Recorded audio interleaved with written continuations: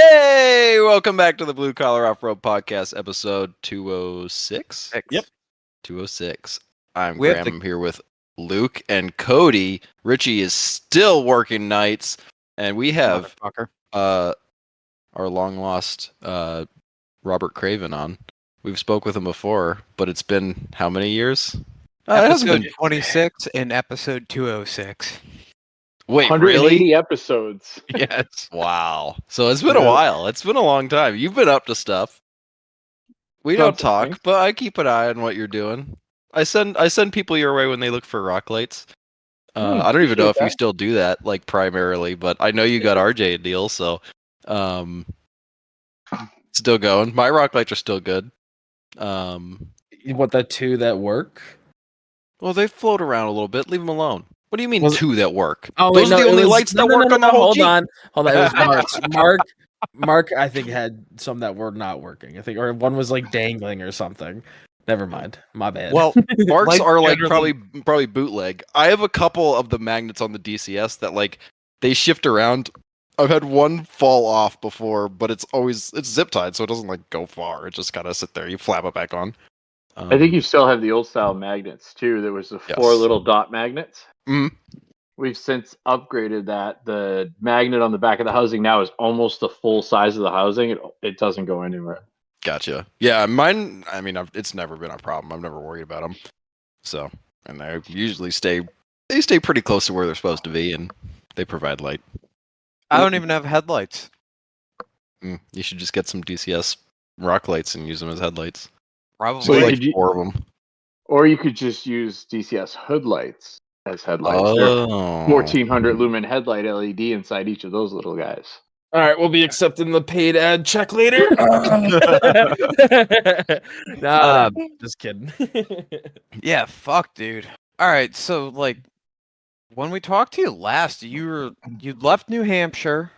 No, I you hadn't still left lived in New New Hampshire. Yeah, now you're in fucking Tennessee, too damn Yep. close to me, fucking weirdo.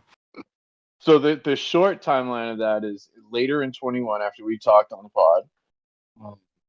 Melissa and I moved into a camper, bounced around New England for that whole summer, and then landed down in Florida for a year and a half. And I moved up to Tennessee in January of 2023.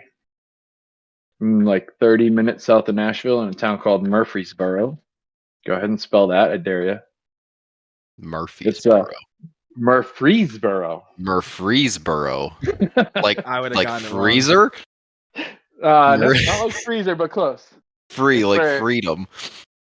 It's surprising how many people actually know this town because it's where MTSU is, which is, What's I guess, that? a big Middle Tennessee State University. Oh, okay. I guess it's a fairly sizable school. Okay. Never heard of it, but I don't live in Tennessee, so I hadn't heard of it till I moved here either, but hey, people know it. It's weird. Yeah. But yeah, Are they been like there good at basketball or something? I don't fucking know. since- Dude, I No. doubt it's basketball. college sports, bro? Come on. Probably I don't know. football. That's all everyone at work talks about, and I'm like, Is basketball? not basketball, but college sports. They follow football. basketball, It's football, different fucking down here in everything. the South. Like college sports is everything to everybody down here. That's Back weird. Yeah. home, not at all. Yeah, it is a weird concept. I don't know. College sports have always been like a thing in my life because my parents have always been huge into it. They both came from, state colleges, so they've, always followed football and all that stuff. Which so, colleges? Ohio State and Penn State. Well, yeah, Ohio State is. Yeah. Their following is. Penn State is a touchy subject after this past week. Uh-huh. It is. I'm sure. Well, we'll just have to adjust our. I don't conversation here. know enough about the drama that is state college football. No, it has nothing to have an to do with it. opinion. It I has really could nothing care to do less. with that. My Maybe a sweet- guy named Luigi, but yeah.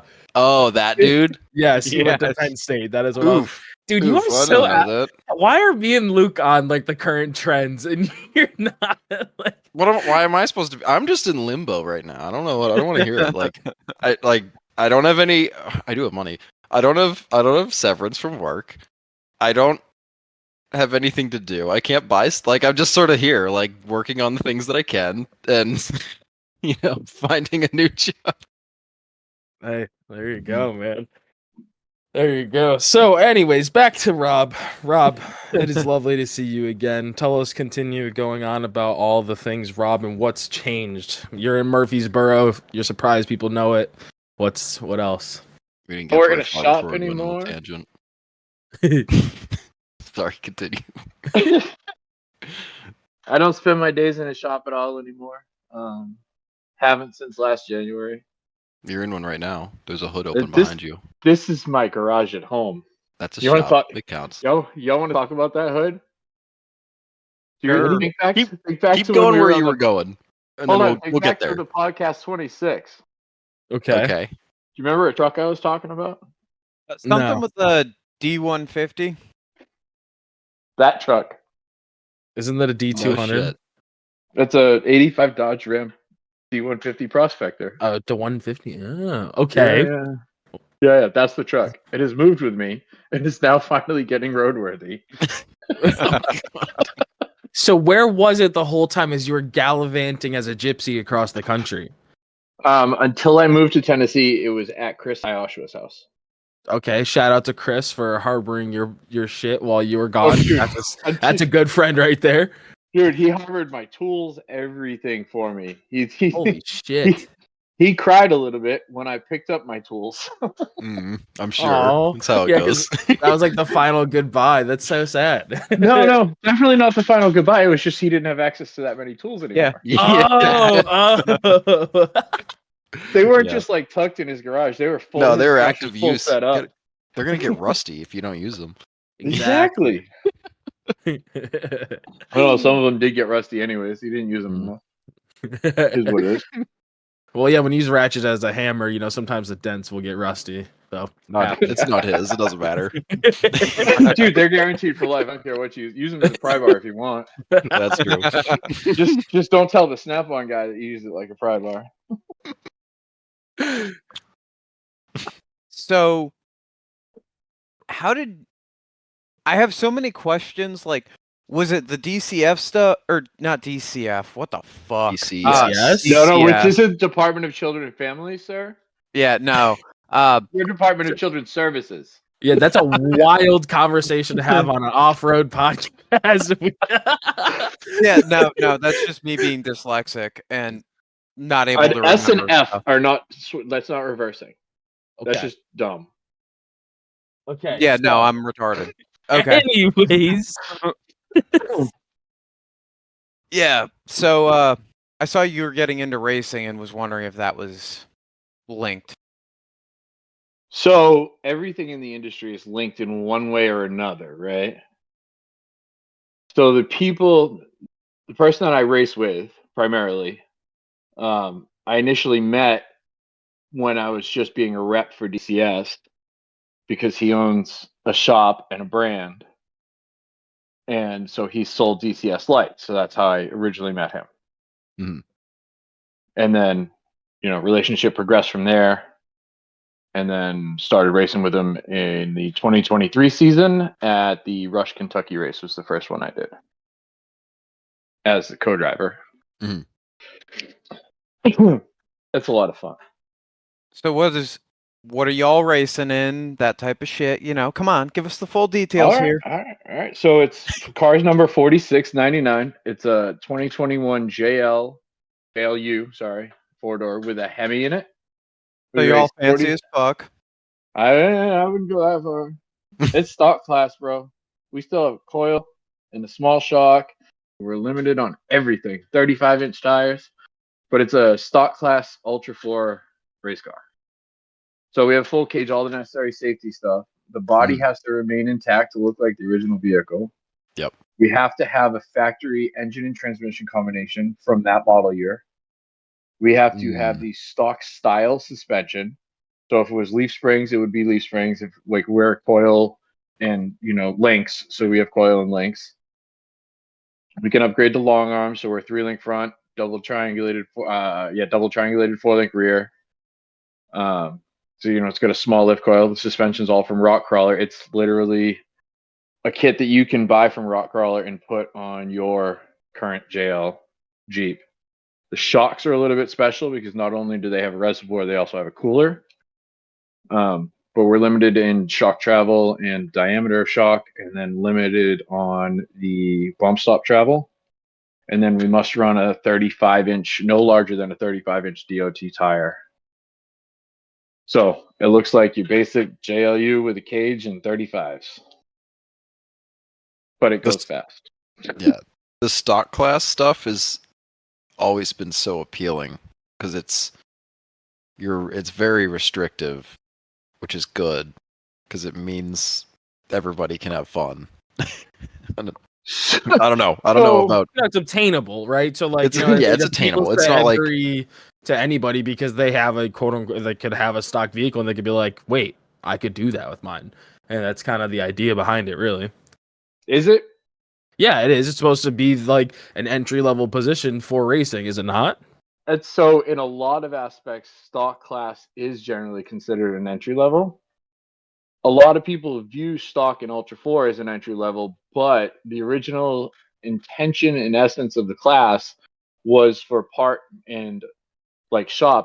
manufacturers and shops to showcase the products that they do. It is probably more expensive to build a competitive stock class car than it is to build a 4800 car. I mean, that makes sense, right? If you, a perfect example would be like Timmy's coilovers, right? Like those were designed for a class like that, right? Where you can only run a single shock and single spring setup on each wheel, right? Yeah, so his single shock per corner would be a 4800 class car. Yep. Mm-hmm. So your 37-inch tires, you can full tube chassis. The 4800 class is what's called the Legends class. Yep. Mm-hmm. And it originally started as retired 4400 cars, but they limited them to a 37-inch tire, single shock per corner. Engines were wide open, no, all solid axles, no IFS on those. Mm-hmm. And then there was 4500, which is what is like just the step above the stock class because it's supposed to be a production vehicle. That's also 37s. You can do 2 shocks per corner. Engine transmission is wide open. Still must resemble a production vehicle, though. Mm-hmm. So, for my example's sake, would you say I'm correct in the understanding of like specific build parts for that kind of thing? They're expensive. They're more expensive than like you just building a chassis to then just build axles. Like, it's expensive to bend the rules in such a way to put a coilover and I don't know why am I blanking on what they're called? Bypass together into a monster. That's going to be expensive. Bending the rules. Like that's definitely an expensive shot, but in no means is it inexpensive to run a 4800 class. It's just you got to think about in order to be competitive, you have to be fast. So like you can get into stock class racing with an XJ. You're just not going to be fast. You're not necessarily going to be fast. Like if you start racing against these forward back Broncos that have a lot of money put into them. Yeah. You know what I mean? It's not as easy to be competitive. There's a couple guys out here that race XJs in stock class, and they're insane and ridiculous, and they're just throttled down the whole time, and it's nuts to watch. Yep. But like, aren't there also a couple of ZJs in stock class? There are a few. They don't come out for a lot of the regular season races. More as just hammers, and there's a lot of people that build cars just to run hammers, and then don't run any of the rest of the regular season. I see that a lot. Yep.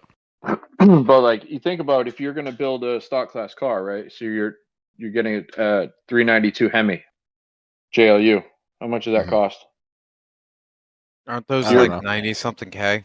You're $90,000 before you start doing anything with safety equipment, and then you're gonna cut stuff up and cage it, and now you gotta put that.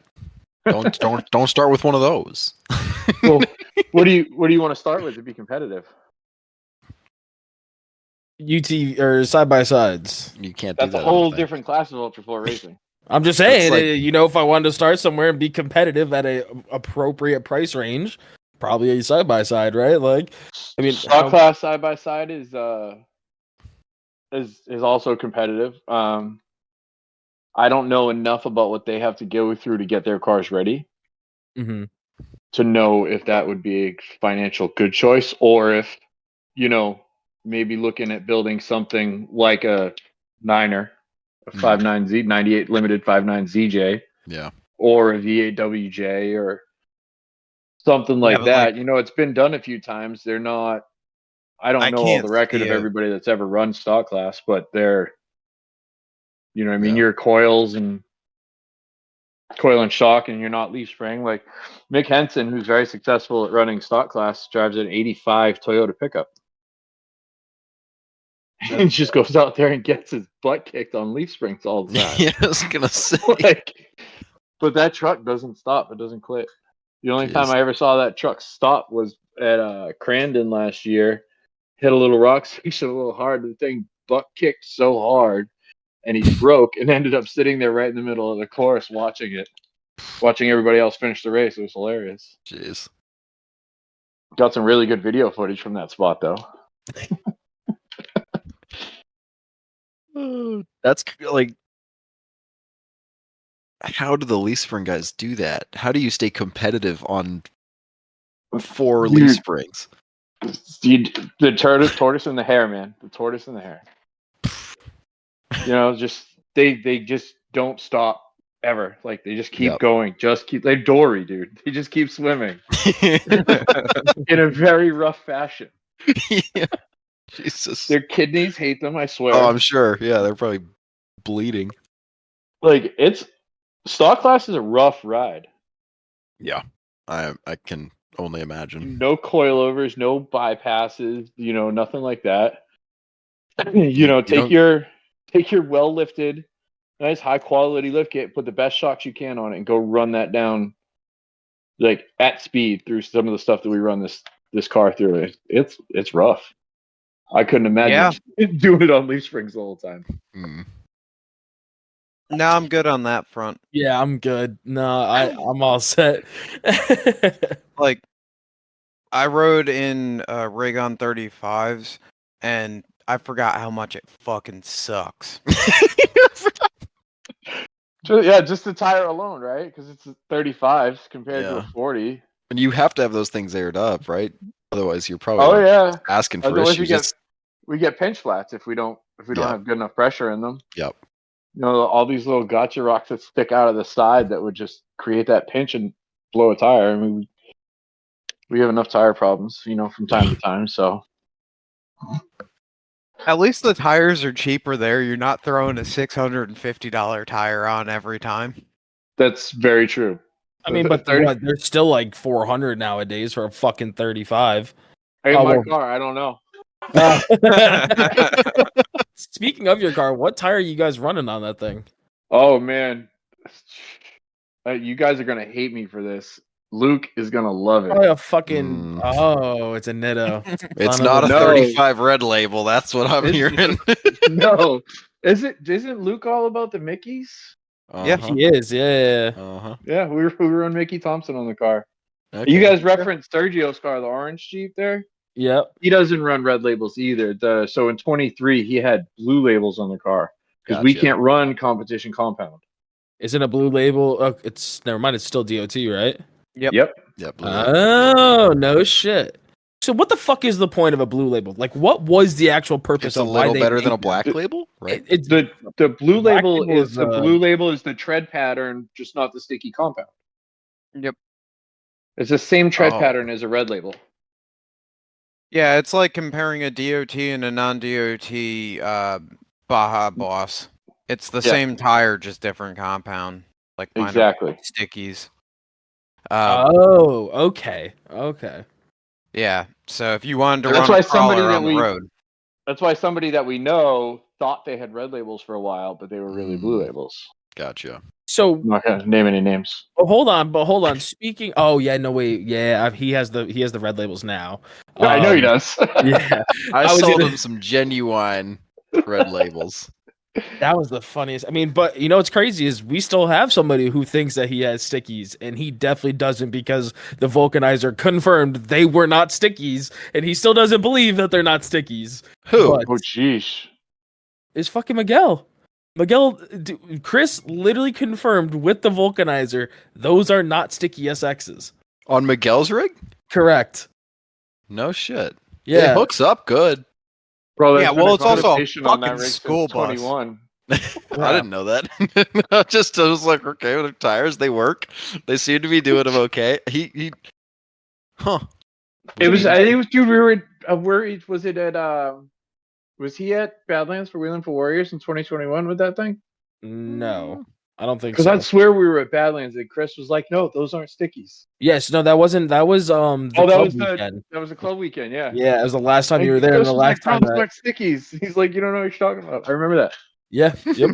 I miss that property. That property was kind of fun. I miss Harris. All right, if we're gonna talk about Yeah. anything, I mean, Badlands was cool. You're right. You're right.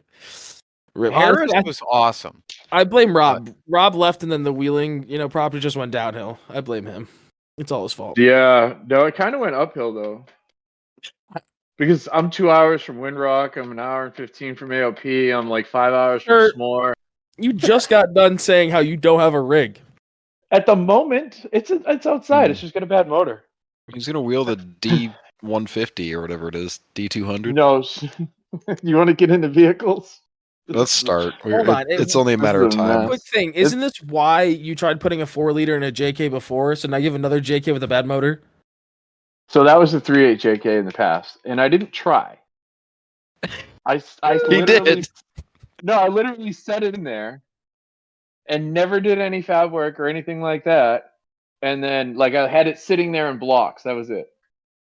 That So was you as far tried. as I got. That was not a try. It was sitting in position. A try would have been fabricating mounts and then doing all the other stuff and making it run, like trying to. So make it you're run, saying getting you didn't even halfway. try? It was just I'm gonna do this. And It was then, a- I don't Well, wanna it was do this just no more. it rested in there. Like there was All right. no effort past putting it into the position. Gotcha. We could try this. We could see. Maybe this would work. No. But all right, go back to the vehicle situation. Fill us in. What's up? All right. So, well, we got to touch on what I do for a living real quick. So I do two things for DCS. One of them is I'm the director of operations. I work remote for the company. That's my 9 to 5 during the day, blah, blah, blah. Mhm. The other thing I do is I travel around to all these Jeep events and I set up a booth and I sell the product, talk to people, and I do all these things. So I travel. So you are an influencer. That's not an influencer. I'm a brand you are. representative. He's a marketing person. Exactly. Marketing is in my job description. But if you were a sex worker who didn't get paid, you'd still be a sex worker. You're still an influencer. No, but on the it's internet. different.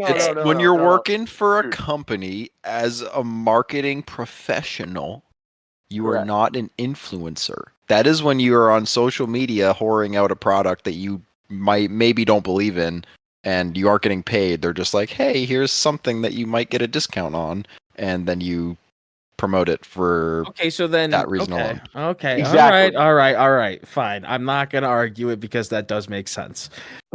You still suck dick for free. No, I'm just kidding. I'm just kidding. Go ahead. I'm sorry. Go ahead. So you're a marketing Professional. Influence. Yeah, sure. I'm a sales rep. Cool. Okay. Okay. So, that's So, cool, so though. I set up the booth and I sell the lights to the public, right? Cool. Yep. Because of this, I the travel a people. lot. So to the people, power to the people. So we had an event in Pennsylvania, in Carlisle, Pennsylvania, and then the following weekend I was doing a 6-hour endurance race with my buddy Sergio in the Black JL. So we decided that instead of driving 13 hours home, whatever it was, I was going to just stay up there, and it's right near AOAA. So we camped at AOAA, and we're going to do some wheeling. We took the kids up to Nobles, which is a pretty cool park. You ever want to take the kids there? None of y'all have kids. But so we decided Richie. to stay at AOAA. So I had earlier in the year, I started getting the 3.6 tick and decided that I was going to buy a trailer, and I bought a nice, beautiful 24-foot equipment trailer, drive over vendors, and started towing the Jeep everywhere. And then when I was leaving Chillicothe, Ohio, the truck decided it didn't want to overdrive anymore. My Cummins, the red one, y'all know the truck. Oof. So we take the Jeep off the trailer, limp the truck and trailer home. Melissa drives the Jeep behind me. I now have to drive the Jeep to all the events. So, the next one after that was New Jersey. It's like 1,100 miles each way. So a 2,200 mile round trip on a 3.6 that has a bad tick. Oh, it'll be fine. I get home, I get my buddy's truck, take it to PA, I trailer the Jeep because I had his truck to use. We do the event in PA, and then we go over to AOA and set up. And I'm like, all right, let's go wheeling. So I take the JK. You all know the orange JK. The only difference is it's on 40s. So we go out. Sergio and I are wheeling. He's in his wife's JL, and I'm in the JK. And my tick doesn't get worse, but it starts misfiring. No big deal. It's a little weird. Yeah, a little bit. I forgot to mention, when I drove it to New Jersey and back, I was burning 4 quarts of oil every 1,000 miles. Holy fuck. Yeah, once again, no big deal. So, I'd rather burn oil than no oil. yeah, no, we stayed on top of it. So it starts to misfire a little bit, whatever. We get done wheeling there, load it up on the trailer, and we go over to Famous Reading Outdoors, which is where the race is. And I go to back it off the trailer. Now it's really running rough. And I'm like, what the hell? I get it home. I start taking it apart. There's a whole ass cam lobe missing. It's just Minor gone. details. That's great. So this thing's got 221,000 miles on it. I'm not going to just put another cam in it. Like, it's old, it's tired, it's beat. So I'm like, all right, let me look this up. And I find this guy, he's got 187,000 mile 3.6 on car-bart.com. And he wants $3,700 for it, and it needs an oil pan. I'm like, it needs an oil pan. That's a little suspect to begin with, but $3,700. Well, this is shit. So I go on Jasper. The reman for the 2012 is $5,700. $6,200. Jesus for the fucking reman. Christ. And that's not like including the core charge that you'll get back. That's plus the core charge. Jesus. Oh man. So I'm like, all right, so I'm going to spend that. I'm going to have to replace some other things that go in there. Call it $8,000 to put a reman engine in this Jeep, right? Woo. Transmission's still got 220,000 miles on it. I should probably rebuild that while I have everything else out, right? So call it, we're into it for $10,000. I can buy a whole ass truck and some motor mounts from my buddies over at RPM Extreme and do a Holley Terminator for less than $10,000. Yes, sir. I was gonna say LS off that bitch. So I had, it's technically Melissa's Jeep, so I had the conversation with Melissa. I laid her out all the options of what we can do. This gets us a motor in a weekend. This gets us a motor in a weekend. You're not going to be driving this Jeep until February, maybe March. This one makes more sense. So, okay, after Christmas, I'll go to the auction with my buddy and we'll find a truck, donor truck. It's going to get a 6.0, 4th gen LS. I'm going to do Holley Terminator standalone, and then I'm going to do a painless harness to get all my body stuff, my turn signals, wipers, all that crap, and eliminate the TIPM completely so I don't have to spend the insane amount of money on electronics to make it all work. Question for you. Now, if somebody in here has had some experience with Holley, granted, yes, totally different system with a fuel-injected carburetor, if you want to call it that, Graham, to then Holley Sniper. Whatever you want to. So now, Graham, do you want to pitch your idea with this? Okay, I was going to let him go. I will bring that up later because I do sorry. want to talk about the EFI stuff, but it's not really related. I mean, the Terminator. This is a really good segue because I said Holley Terminator X. Yeah. It's like, it is the standalone engine management that you would use for an MLS. Yep. But you can let's talk about Sniper. Because this thing right behind me, currently carbureted. Yep. And is going to get a Sniper. Not before I'm driving it now. That was getting to that thing. I need to make this roadworthy. Yep. Because the Jeep has a bad motor. The Cummins has a bad transmission. In January, we gave the Hyundai Accent to my son for his 21st birthday. Jeez. But because he hasn't gotten his license yet because of his seizure disorder, we have I have been driving it You know, because sitting cars is bad. It's bad for them to sit. Yes. So I've been driving it, and as soon as he gets his license, I technically have no vehicle. That's where the Dodge comes in. That's where this thing is doing. So like, Graham, it sounds like you.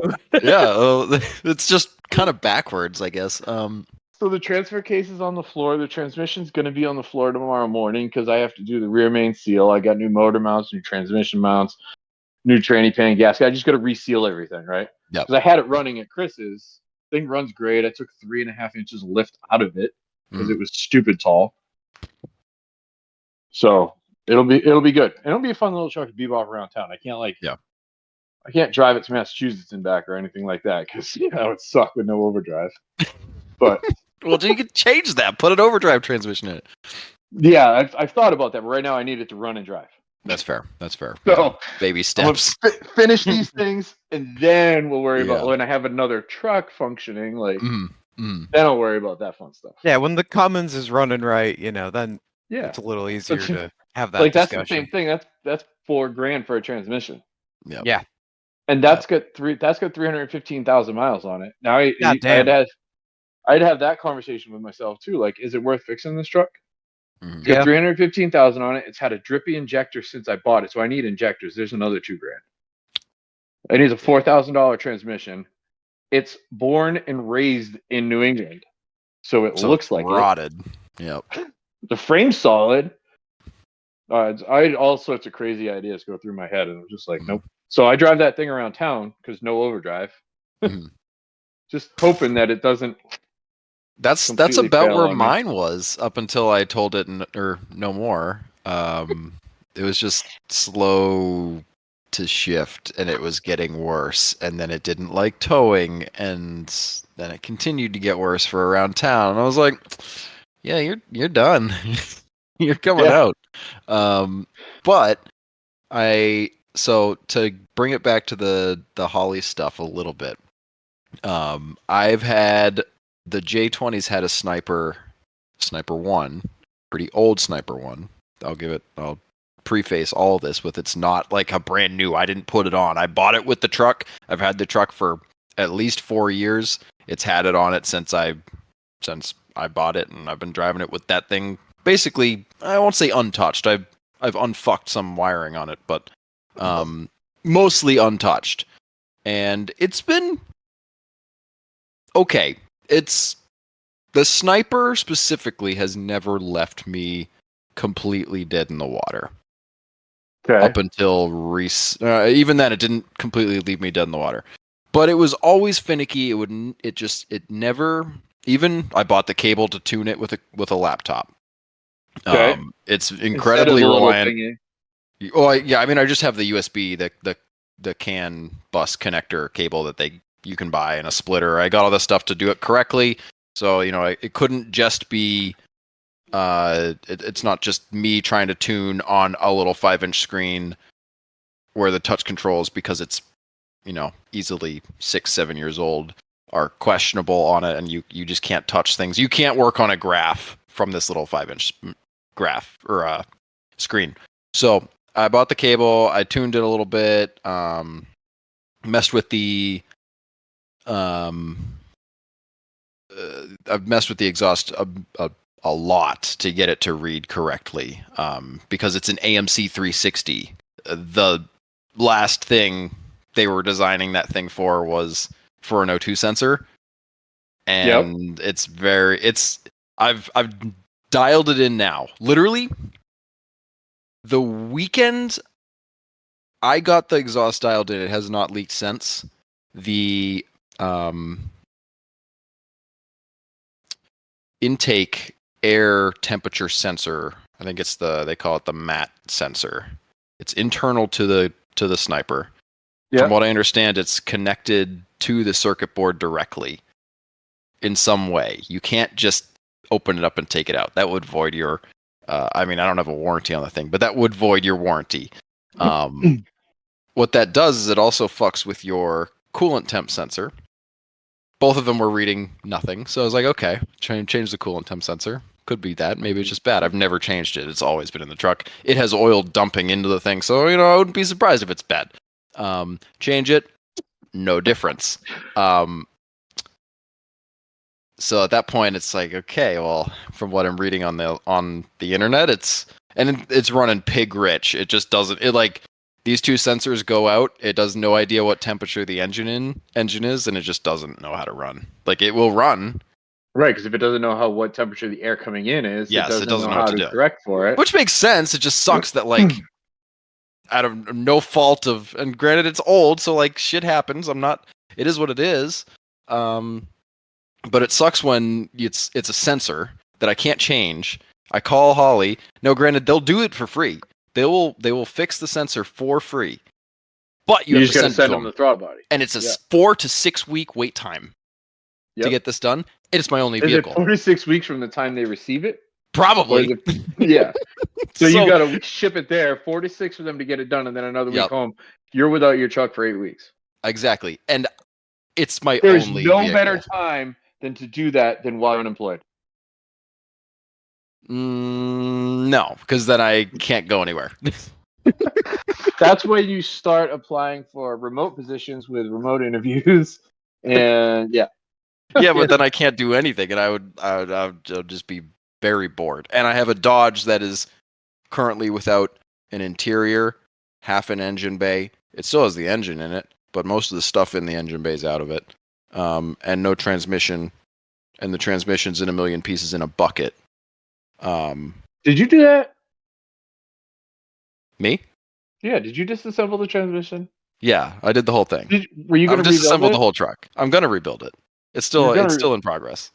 And V5600. I pulled it all apart. Oh. I've got to buy parts, but then I got let go. So then my money stopped coming in. I have severance that's coming, but not for another week. So I can't buy any parts. Yeah, but then you'll have the conundrum of, should I spend the money on these parts? I'm already like actively, like aggressively looking for new income via IT jobs, whether that be contract work or other stuff. And I am pretty confident I'm going to find something before the end of December, it looks like. There you go. So I'm not worried about that. I mean, the severance is pretty much just going to be like truck transmission, and then whatever's left is, money I'll throw into savings for whatever. But yeah. You live on your own now, don't you? He's been on his own forever. Yeah. That's what I mean. Like, no, I think back in Pod 26 there, I think you were still. Was that my parents' house in between? I was in between apartments. Or just freshly out of, like, getting into a new apartment or something. I can't. Yeah, I think I was between apartments. Yeah, no, I mean it's a ticking. I don't want to say a ticking time bomb, but it's the clock is ticking, right? I only have so much money and so many till I have to pay bills, and if I don't have money, it's game over. Right. So, it's definitely a balancing act, but yeah, either way. So, truck's in a million pieces. That's not going back on the road. I need to have the J20. So, I don't know. Can you get into programming and lean it out a little bit? I think the Holly issue's already resolved. Well, so I was refraining from touching the Holly tuning-wise until I had the O2 sensor issues sorted out because of the exhaust leaking. It would just always loosen up the collector, and then the collector I was using those like graphite inserts with a metal core, and they're really shitty. They just blow apart. They make sintered metal ones, which are like actually made of metal that you can put in, and they don't disintegrate after a week of driving. I personally am a flange fan. I also like flanges until they bend, and I also can't run an aftermarket long tube header on the truck because my slave cylinder points backwards towards the front of the truck and would directly interfere with a long tube header. I've had those. They work great until they don't. Or the bolts loosen up, which I was fighting that forever. They work really good on these long tube headers on this Part 360. Yeah, I have a set of them. If you want another set, you can have it. Of what, headers? I took them off. I put the factory thing back on because the issue with the AMC 360 is the at the manifold itself they loosen up, and there's just not a lot holding it on, and because it's just a aftermarket header, they just don't seal well. The only thing that actually works on that motor that flows okay is the 70s factory cast manifolds. Everything else is almost not worth it. There are people, like, from what I understand, like AMX guys who race those 360s, they'll use the 70s manifolds because it's the best manifold you can put on that thing that doesn't like warp or do stupid bullshit and fuck you over in stupid ways. What year is your J-Truck? It is an 87. The motor's been rebuilt. You'd never know. It is a piece of shit, but has been rebuilt. It runs pretty good when you give it fuel correctly, and the O2 sensor reads right. But either way, so I'm going to send the Holley sniper system in, but I needed something in the meantime, right? So my options were go back to a carburetor. This thing hasn't had a carburetor in God knows how long. It has a fuel system that is way too powerful for a carburetor. I don't know where half the pieces are or what I would even need. I mean, I know roughly what I would need to swap to bring it back to a carburetor. But I'm going to have to buy I don't know, how much do carburetors cost nowadays? $300? You could walk into AutoZone and get a Holley that bolts right on the top for $350. Yeah, so I would just spend $350 like for a carburetor. Yeah, $350 for a carburetor. Redo my whole fuel system, and then maybe it'd run. I don't know, like, I mean, I'm sure there's a couple of the little things, but that'd probably do it. Yeah, no, that'd do it. I mean, you wouldn't have to redo the whole fuel system. You just have to regulate it from 58 psi to like 6. Yeah, I don't think that poor pump would not be happy. Either way, I would be mad. Yeah. So, Black Friday it is currently like Black Friday, Cyber Monday, middle of everything. And I don't know why I was looking at Ace's EFI stuff. But I was looking at theirs and it was like $600 for their throttle body injection system. Like with everything. I don't need a fuel system. I already have a fuel system that's more than capable of powering that. I would just need a regulator to regulate it down because they want it at like 45 psi ish. Who makes this? Ace's ACES EFI. They're actually in Saudi Daisy, from what I understand, Tennessee. Okay. And so it was $600 for the whole kit. I think I had to pay like another $80 because I needed the regulator. I didn't want to look somewhere else. So it was like $700-ish for and the computer is like separate. It's not on the intake. It's actually like separated. Separate brain. Physical unit. You bolt it to somewhere, wherever you want, in the engine bay, in the cab, however you want to put it. It makes replacement parts a little cheaper. Yeah, a little bit. And then I don't have to, if something goes wrong with the sensors on the throttle body, they're all in there. Like, you can open it up. I'd void the warranty, but they're literally sensors. Like, I've watched a YouTube video of a guy pulling the thing apart. It's like 2 sensors, 3 sensors just underneath the shroud, and it's all there. And the stuff that's on the computer, if the computer goes bad, it's got a 3-year warranty or whatever. You send the computer, and I think that's what it is. And I'll still have the Holley thing. I'm not getting rid of the sniper. I just want to get it fixed. I just needed something in between. And this seemed like... We all know what's going to happen. What? You're going to put this fuel injection system on. It's going to function fine. Uh-huh. Slight chance it functions a little better than your old Gen 1 Holley system. Uh-huh.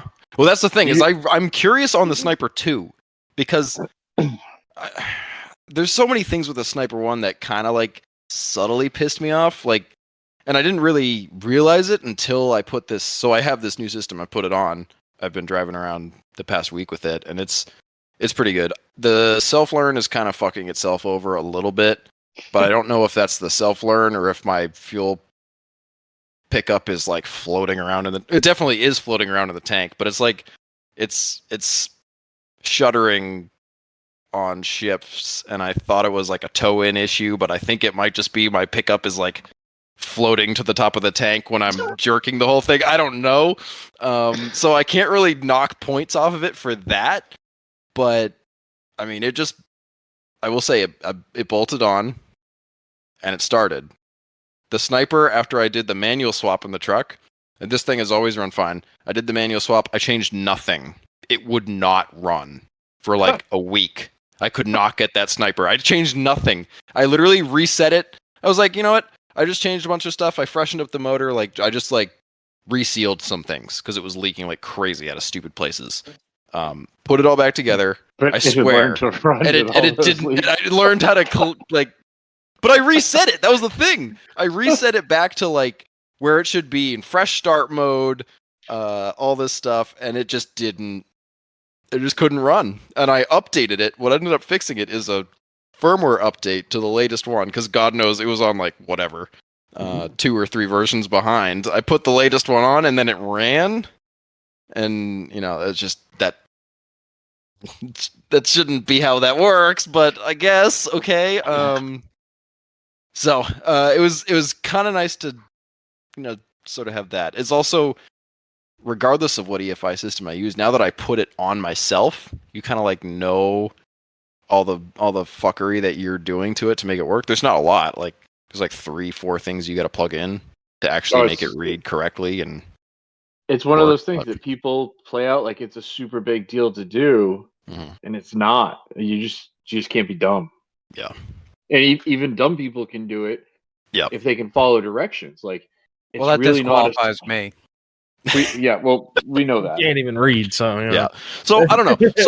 So far, either way, with the Asus thing, I like the throttle feels better than the Sniper ones. I don't know if the bearings in my Sniper one throttle are just not working. It's always been sticky, which is unrelated. That's because of the blades just being old and loosening it up, and they're not in the right spots. But it's always been sticky to open and close. The secondaries will not close consistently. It's not enough to be like, you can't drive it, but it's enough to be like, we're going to sit at 1300 RPM while you're sitting here, and the only way you can stop it is to lug me in third gear. Not first, not second, only third. And then we'll close. And it's just stupid shit like that. And the drivability on it, because it's all new, so like it's not a fair assessment, but completely not, because it's night and day from what I'm coming from. And the fact that, and I don't know how much the Sniper 2 costs versus the Aces. I want to say a Sniper 2 setup kit, right? No fuel pump or any of that stuff. Yep. Is like in the $1,000 to $1,200 range. Yeah, so you're probably in the same. Yeah, you're in the same ballpark as the Aces stuff when it's not on sale. I just haven't heard of the Aces. There's a couple other ones out there that I don't love. That have been used I like the simplicity of the little 5-inch Holly screen. It's just bare bones. You can see what's on it. It's just the numbers. It doesn't have any fancy stuff. I don't like when they put stupid flashy graphics on the screen. It just pisses me off. Like the Edge tuners, when they've got like the swoopy thing, and I have one, and it's like, it's corny, and I don't like it. I don't need you to give me flashy graphics. I just want the data, and I want it to alert. I want numbers, and I want it to flash yellow or red when things are bad or really bad. Like, and the Holly, I really liked that. So getting used to the screen, the Asus screen is better. Are you using the screen for information while driving, or do you have gauges set up? I have factory 87 gauges that move like this when I have my turn signal on. Like, it's a suggestion. The speedo's like 20 miles off. Like, so basically, if I want to know something, I'm looking at the screen. It's just sitting there, like to the right. Okay, I would recommend changing that. What? Get some gauges that function. Well, they work. It's the classic look. It's just like how they were dealing with it in the 80s. None of the gauges actually told you anything. Let's be honest. I can reference between the two, so it's like, the factory cluster says I'm at 13 volts. and I look at the regular one. It's like, and now we're at 14.5. So it's it's just dummy. Or fuel. The fuel gauge is just we fill up when I can feel the injectors are getting a little more sluggish than you, like when it feels like they're stuttering more than usual. I know. It's a drive by feel sort of truck. You don't.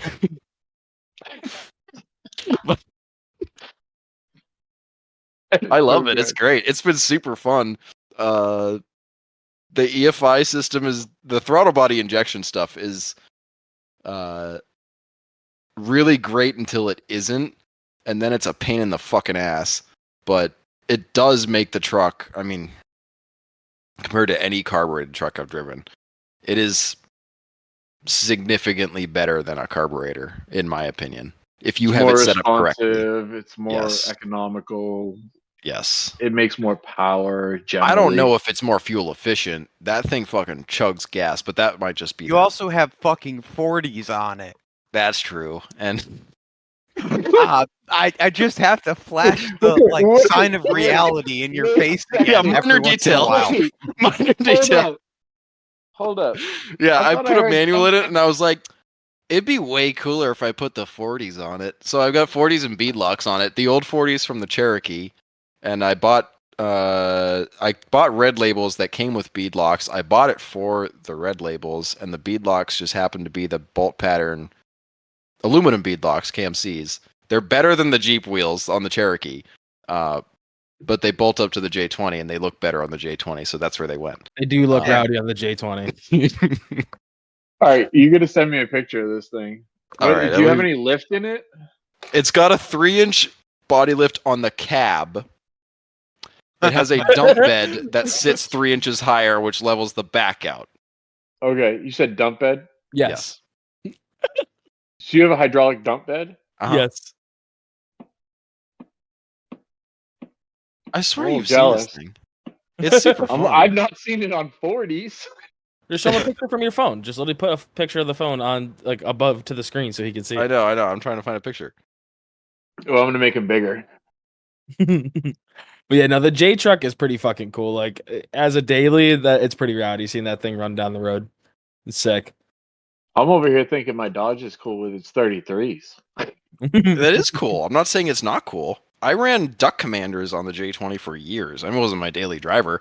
On the 40s made the drivability, like road manners, so much better. It doesn't have assist or anything. It's just like the leaf springs just don't break my back as hard. Because you can hold the tire to cushion it. Makes a huge difference. And it runs down the highway on the 40s really. Oh my god, well. It does great on the highway. It's awesome to see that thing go down the road. What gearing is in that thing? I don't know. I don't need 5th gear, so it's not enough, but it doesn't seem to care. It's just like it was with the automatic. It's no different. Where's a good picture of it? What about the ones that you threw on Instagram, or did you only throw those on your story? I think I threw them on my story. I have this little I voted one. That's not a good one though. Where's the my Instagram? I can probably go to the archive and get you a good Second picture on your Instagram. Well, shit. Was that a picture? I thought that was a story. I don't even know what's on my picture. Instagram. Oh yeah, look at that one. That doesn't have the dump bed up, but that's a good one. It was one of you at a gas station with the dump bed up. Wasn't there? No, I don't think so. Not a story. Yeah, it looks like. Oh god, is it gonna tip look your phone back? Tip the top of the phone back, and it should. Huh? No.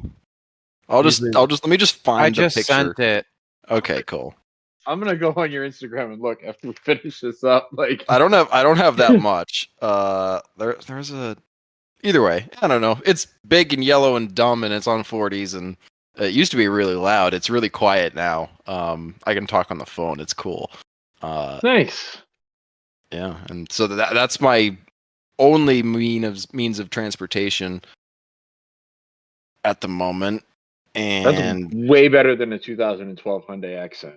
Yeah, it's a little cooler. I don't know if I'd say it's better. Well, like I think as far as utility. I think like utility wise, like which one would I rather have as an unemployed member of society? Probably the Hyundai, but like I the use the GX20 Hyundai. keeps things interesting. We set up a 10x20 tent for the Jeep shows, and I had my entire booth set up in the Hyundai to go to Myrtle Beach and back.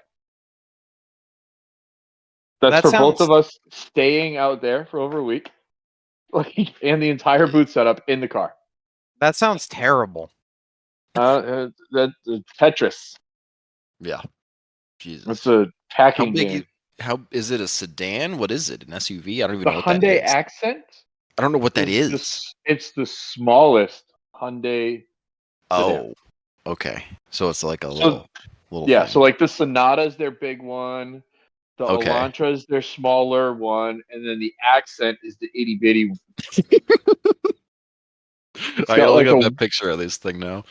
It's got like a 1.8 liter. It literally gets me 41 miles to the gallon. With all of the booth in the car, I've got I average 35 miles to the gallon because I do 90. Mhm. And I was getting 25. I lost 10 miles to the gallon because of the weight. Jesus Christ. So you're getting the And I- same mileage my truck does. What year did you say? 2012. All right, okay, so it's like a hatchback looking thing. It's not a hatchback. It has an actual trunk. So it looks kind of like a Prius. Like if Prius was a No, Hyundai. because that would be a hatchback if it was a Prius. No, because the No. Prius is like a trunky hatchback. Okay, I think I see like what? a picture of Oh, what old you're talking school about. Prius, There was yeah. like an Accent with a hatch option at one point, Yes. I believe. I keep Mine's seeing just a- pictures of it. People want the hatch. Mine's a regular sedan with a little trunk. And Okay, it's cute. I see one of those too. Yeah, it's I drive it up It's- there. Whenever we go up there, we drive that. it's just a regular traffic car. It's when you want to be a regular person, just doing regular person things. Like you just drive your Except- Hyundai Accent. Except I treat it like a hotshot truck. Yeah, that's fine. Story of my life. The Wrangler, the 4-door, Mhm. has towed this car between Florida and Massachusetts before on a dolly. Wow. Why are you eating the 3.6s, Rob? Are you maybe mistreating dude. them, Rob? No. And this is the first 3.6 I've ever lost. So All right, why are you and it's blowing got JK motors up? 221,000 miles on it. You're Like, starting to fair. act like me. That's fair. That motor doesn't owe me anything. No. That many None miles. of the motors I've blown up have owned me anything either. Dude, the year we were in Florida, I put 65,000 miles on that Jeep. I fucking believe that too. So the year we moved to Florida, we were in New England 6 or 7 times. Yep. And I did not come up there empty once. I brought 40s home from Mark St. Germain on one trip. I towed the car up and back twice. And like I'd go up there loaded with stuff. I'd go south loaded with stuff because I was picking stuff up to bring down or whatever from the storage unit, and it was just a Yeah. mess. Those But drives it's- are rough. It's It's a rough geared and drive. it's got trailer brakes. Like it's got a full 7-pin connector and a brake controller inside it and everything. I was abusing that thing before I Yeah. ever left. I towed Dave Lane's buggy on his little Appalachian buggy hauler to Field and Forest. So towing 5,000 pounds in the mountains with a freaking JK on Oh, 37s at the Jesus Christ. time. Yeah, those drives are. I don't know. I've got like parts I put on brand new a year ago on the Dodge. As I'm going through the whole thing now, it's like, I've done the drive to and from Tennessee and other places like since I did Yeah. those parts maybe twice, like Mhm. three or four like good long distance trips with that thing, and like you can tell like none of that stuff's new anymore. Like it's just Nope. getting beat up. So doing that any amount of times, loaded down with any amount of stuff, is just brutal on whatever the hell it is you're driving. Doesn't matter what it is. I've already put almost 14K on that Cummins that I bought, and it's like brakes that were new when I bought it are starting to need to get done again. And then the laundry list of other things that I'm just doing to the truck because, well, I'm doing them. That's why the Mikey Pierce and Sean Beauregard trucks make more sense. The medium duty trucks, if you're going to do it, because the parts are more expensive, but you replace them way less frequently. They're just designed for that. That's what. But then you get the conundrum of why do I go with the medium duty when I can just get heavy duty? Yeah. Well, then it's just a battle on, practicality. I feel like. What's the practicality? Tell me I won't daily drive a freaking Peterbilt. I can see driving a Peterbilt. You go for it. I'll drive it to the gym and the grocery store. I don't care. Where am I going to park a Peterbilt? We've had this conversation. Marvell loves the big trucks and the medium duty trucks, and he wants the medium duty as like his daily and other stuff because it's what he's it would help him do stuff he's doing for work, and then the big stuff is just fun, and he works on that, so he likes it. I mean, we went around Miguel too. He's got the big 18-wheeler that he's towing the Jeeps on and all that stuff, and then you go. He uses that for work though, doesn't he? Doesn't he make money off that truck?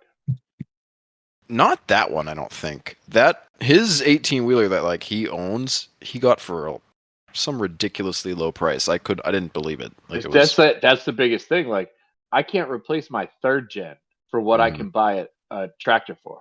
Yeah, yeah, it's insane. I will agree with that. Like, if something ever happens to my truck, I can't fucking just go out and replace it. I mean, I'm not going to be getting no beautiful Pete, but I go get a freight shaker or whatever, Freightliner. Yeah, I don't think any of us are driving beautiful Pete's. We're driving cheap shit. Yeah, no, I have a clapped out second gen. You traded down. Yes, I did, but I still love that truck. Yeah, it's a good truck. It's a great yours truck. Is a second gen too, isn't it, Graham?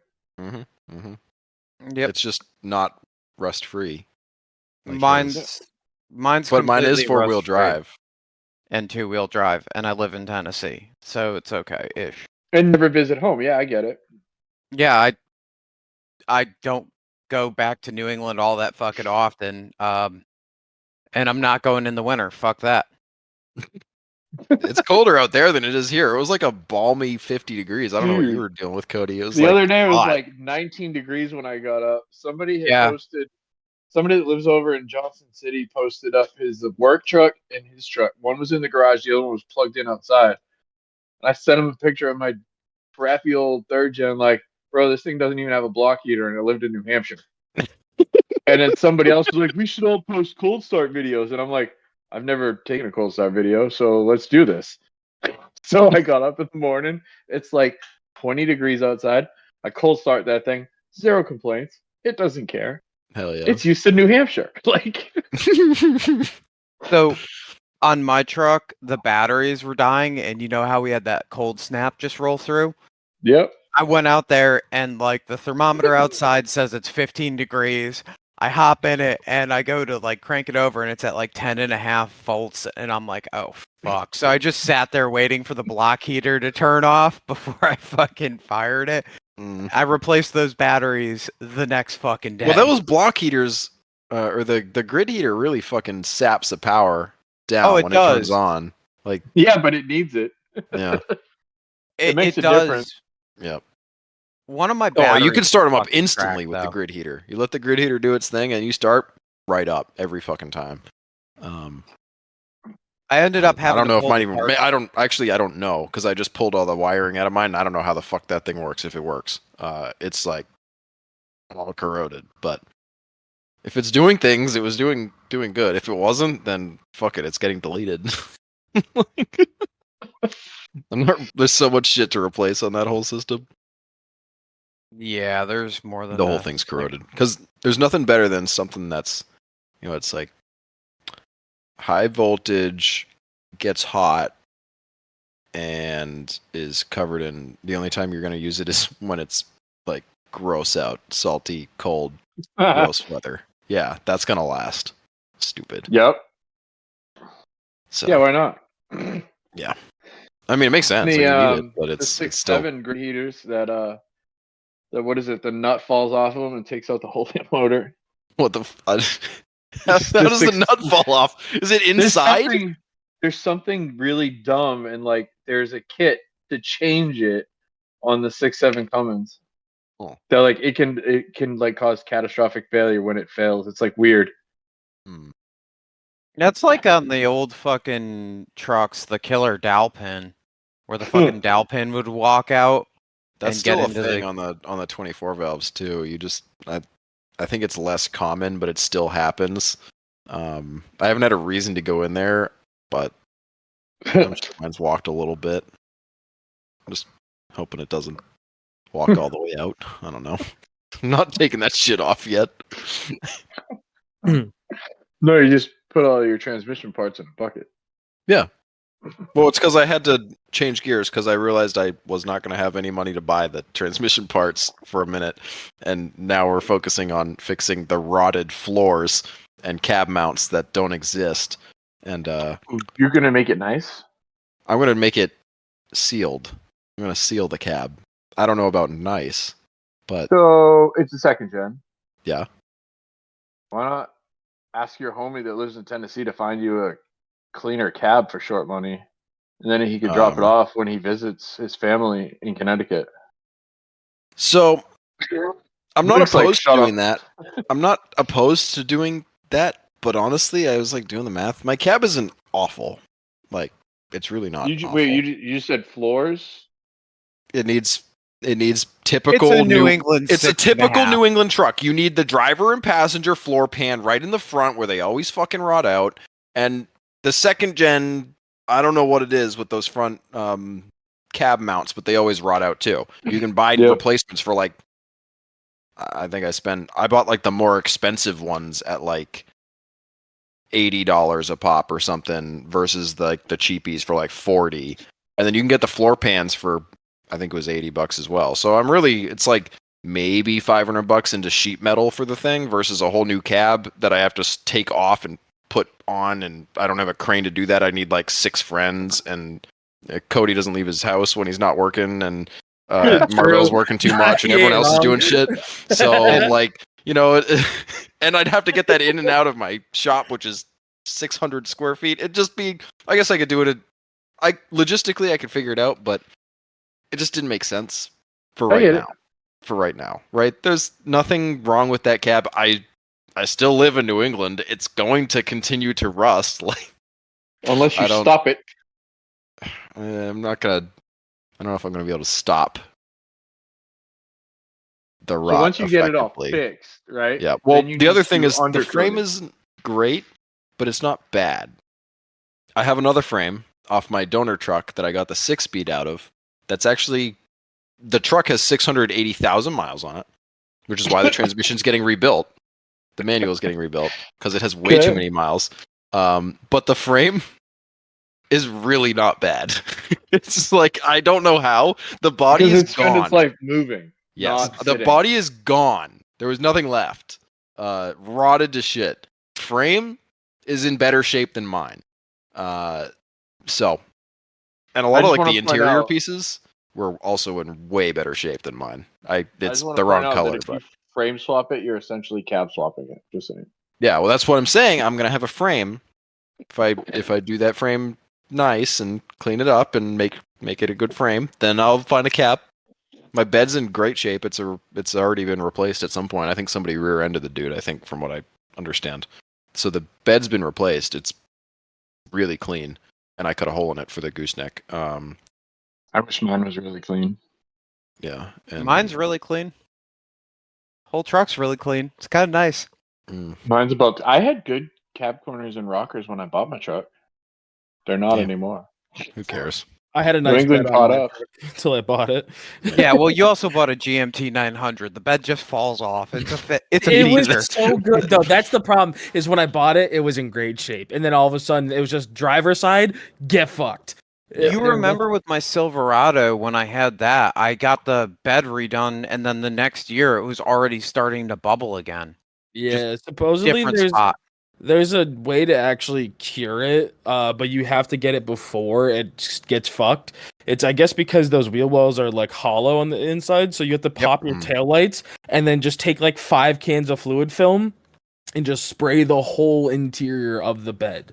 So at least there is an option, but it's just like shitty. Well, that's like anything after. that rots like that. You just put. Can't do that with your fucking Dodge floors. I guess you could have. You could have. You know what else works too? Move to the south. Yeah. Yeah, but everything stops rotting. Yeah, it does. Yeah. No more. But if we just stopped using the salt and if we stopped chloriding the roads and we just did like sand, like Colorado. I mean, those guys, they have way more hills than we do, and they just put chains on the semis, and then they don't crush people, and everybody else fends for themselves. It's and they really figure not it out. complicated. Yeah, and they know how to drive. Yeah, except the ones that moved there. Oh, it's so funny being here in Tennessee, and you get like quarter-inch of snow. Yeah, people lose their shit. No, my entire town shut down last year for a week and a half because they got snow. They don't have the infrastructure to clear snow and treat roads and things like that. Yeah, there's a couple plows here and stuff like for the main roads, but dude, it's hilarious. Yep. They just don't even know. I mean, that's the worst amount of snow you can get too, like a half an inch or so. That's it was really like slipperiest. It was really like 2 to 3 inches, but well, I mean, it was enough that it packed on all the back roads and they never got treated or cleared. So and then there was a cold snap, so it was ice. Yep. So until it finally melted, it just stayed there. So it was just terrorizing people in ice form. Yeah, no school gone. businesses closed. Like, shut down the sucks. world. I didn't have to shovel it though. Hey, that was the whole thing. I don't want to have to shovel snow anymore. I would. We had to clear our deck off last year. That was it. I didn't. I just let you it got be. like maybe 5 square feet worth of deck. So yeah, it wasn't bad. I'm not bitching about it. I'm just saying that was the extent. Last year I had to clear my deck off one time with a broom. Like, oh yeah, that must be fucking terrible. I'd hate to do snow removal. Horrible. Well, typically when it snows here, you just gotta wait 30 minutes after it stops and it's gone. Yeah. Like it snowed the other night. It was beautiful. The grass got covered. Not a piece of asphalt or concrete was covered with snow. It was just wet. It was more moist, but where I'm at, we've got the valley between like the mountains. And we end up getting fucking hammered with ice. So if you wake up and it's below freezing in the morning, you just gotta drive slow because everywhere is fucking icy. It is what it is. I miss driving in the snow compared to driving on fucking black ice, but hey, whatever. We're here. We ran into gnarly ice storms in Oklahoma when we left our hammers earlier this year. It was crazy. It was just everything was on this like off the side of the road, like tractor trailers on their sides, like just everywhere. Like we came through the morning after it happened overnight. It was nuts. Damn. We then took the southern route home. Yeah, I mean so that's gonna avoid that crap. Like hammers being at the time that it's at can like really puts you through some, especially like where it is in California and where you have to go through. I mean, it's so tempting because like it's I-40, right through, and I'm on I-40 in 35 minutes from my house. So but like the way we came home, we were like 10, up 20, up 30, up to 40, which brought us. We were all the way down board alongside Juarez, Mexico. When we went through Texas. Yeah, like it brings you all the way south. Oh yeah, so you went through El Paso. Yeah, we went through everything. I think I saw all of Texas. Texas is a long motherfucking state. Yeah, especially when you go down and then back up. Yeah. Yeah, that is. It's like the Virginia of states goes almost. Down and then hooks into the peninsula and then turns up. Like I literally saw Juarez, Mexico from the truck. I'm like, hey, that's Mexico. I saw Canada a couple months ago. We were on the way home from Massachusetts after some event we were up there for or whatever. And we took 90 because one of the suggested routes was 90 over and then down through Kentucky. And I'm like, all right, let's go that way.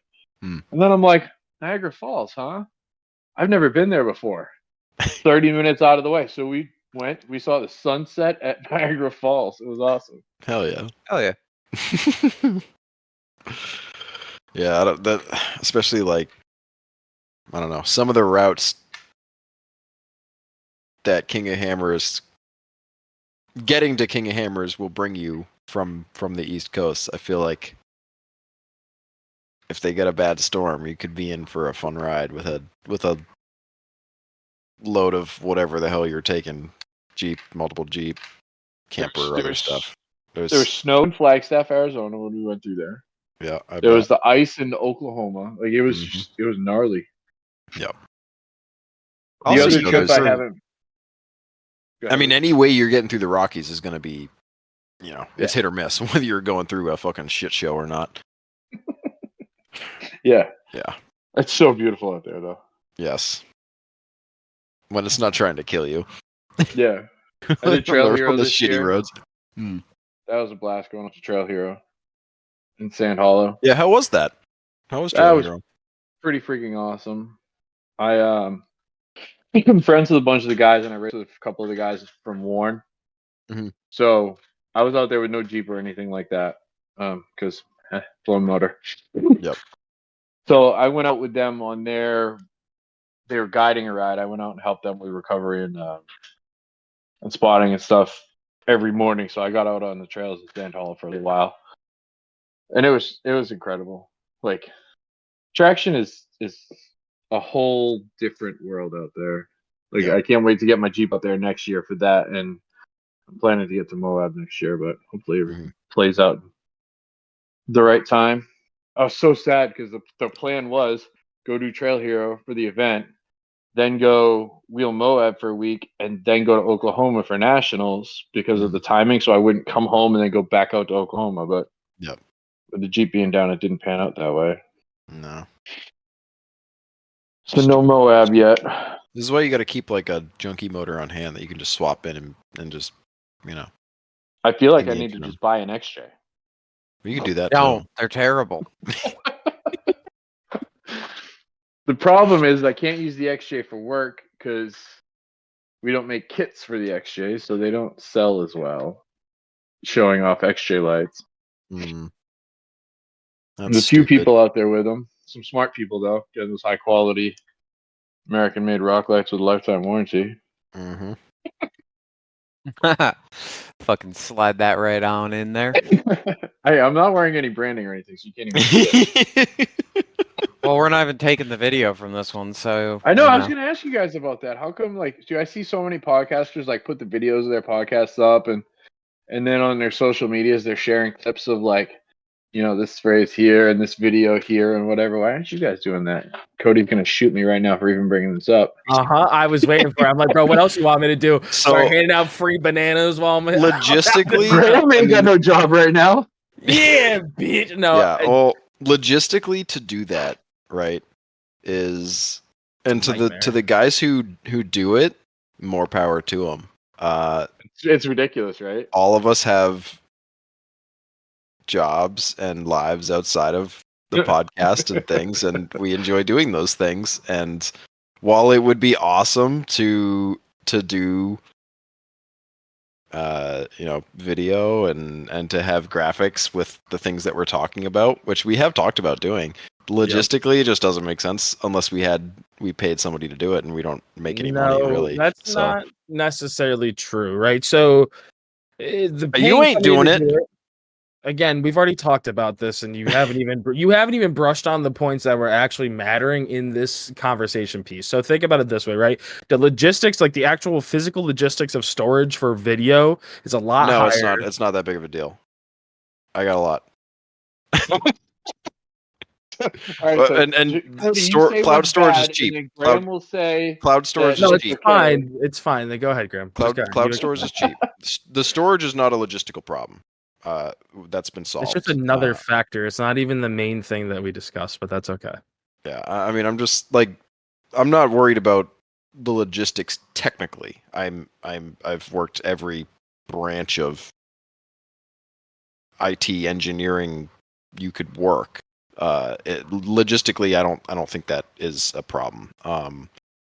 The problem is the man hours that it would take to curate all that stuff, and this isn't our full-time job. That's at least my take on it. Yeah. Cody, it sounds like you have a different take, but I mean, yes, I can continue on that if you'd like, where we discuss the fact of putting stuff like that behind a paywall like Patreon. So that way there's a purpose for it, right? If there's no reason to get people to want to do what the fuck would be the point of us putting a Patreon on for nothing, right? If we're putting out the same content, it doesn't make sense. But if we're offering another side of entertainment with the video side of things, and then on top of it, we could then start producing different videos of us going wheeling and things of that nature. But having a proper platform that the amount of work actually equates to what we're getting in return, then it'd be worth it. That is kind of our main thought. And Graham is right. The actual work side of it doesn't make sense when we're producing the same content, but if we're getting something back, cool. So that's kind of our thoughts on that. Well, that's a good point. I didn't even think about the Patreon stuff that I know we've discussed. That is an option, and if people think that would be something they'd be interested in doing, I mean, let us know. I mean, it's not off the table for us, but right now with everyone doing everything they're doing as it is, we make it work, but we're not like, I don't know. I see some of the podcast guys, and I don't know how much they've got a lot of free time or something. Like, I don't understand. I don't know where it comes from. Like, I keep seeing, I think, what are they called? Oh man, why can't I think of it's Dirt something? Is it the Dirt? Dirt every day? Not Dirt every day. Dirt Drive. Dirt Drive. That's what it is. Dirt Drive. They've got their like the video clips they put on Instagram are really cool. Like, I like that. It seems like they're all pretty close to each other too, so they can kind of do like collaborate. Like, they're always on a couch or something in every video, or they're around like a fire, like literally. Which I always, I think is cool that they can do that. And I guess they put like some videos out there building a Jeep or doing something, and it's cool. Like, that's logistically they can do that because they're close to each other. And I actually haven't listened to one. I've just listened to the clips on Instagram. But I mean, it seems like those guys are out doing essentially what would be cool if we could do. It just doesn't make sense because Luke's in Tennessee. Cody and me are the only ones who could, and we actually have done podcasts Richie with too. video. It's just that's a touchy subject. I don't think the video ever appeared, but we did technically do one. I think YouTube fucked that video is what that was, but it's typical. We're not YouTube rated, I guess. Yeah, we are definitely not YouTube rated. Another podcast. God forbid I drink a Corona on YouTube. It's not allowed. You just gotta use a koozie, bro. It's stupid. Who gives a shit? Like, why is that a thing? It might not I don't exactly know. be a thing. That is the some like that's what we have a strong feeling that that's what it was. They have YouTube Kids for a reason. Have the kids, like, I don't know, filter it. AI. Just have AI put it in like a Coke bottle. Like, we got so many options. I'm sorry. So as I was saying, I also like the On the Rocks podcast. They do a technical like discussion off of their Patreon where they get questions submitted, and I think that would be kind of cool to do in the future if we end up going down the Patreon route. Their podcast is actually pretty cool too. I don't really listen to a lot of off-road related podcasts, as weird as it is being on one. Me either, brother. Me either. I don't listen to any other single fucking off-road podcasts other than except for Built for the East. I do listen to that one when he posts an episode. But yeah, Built for the East and On the Rocks are basically the only two that I will listen to. And that's just because like we're involved in making the podcast every week, and I'll be honest, even on Instagram, I'm not like super into all of the wheeling content anymore. I like seeing it, but like sometimes I enjoy a little other stuff in there, and I've been going down the plane rabbit hole and enjoying that for Instagram content. Plane rabbit hole? Yeah, like planes. He's autistic, Rob. Come on. Fighter jets, the aerial firefighting stuff. Like, if you end up liking a bunch of those videos on one of the tags, you can just say, that's Instagram. You like anything. Oh, yeah, you can play with your algorithm all you want. Yeah. Watch a couple videos and everything suggested changes. Yeah, so I've just been doing that and like bouncing my interest around. I was watching a bunch of drifting clips, but off-roading stuff, I like doing it. I'm just don't want to be watching it at the moment. And like I just want to go fucking wheeling. I just want to hang with the boys. I don't give a fuck what we're doing. I just want to hang with the boys. You know what I mean? Dude, some of those, I still reminisce back to like the first year. I mean, granted, it sucks that Luke wasn't there, but the first year of Badlands, man, like that night, like those nights were something. Like I still reminisce of just like, damn, those were the fucking nights. Like they really were.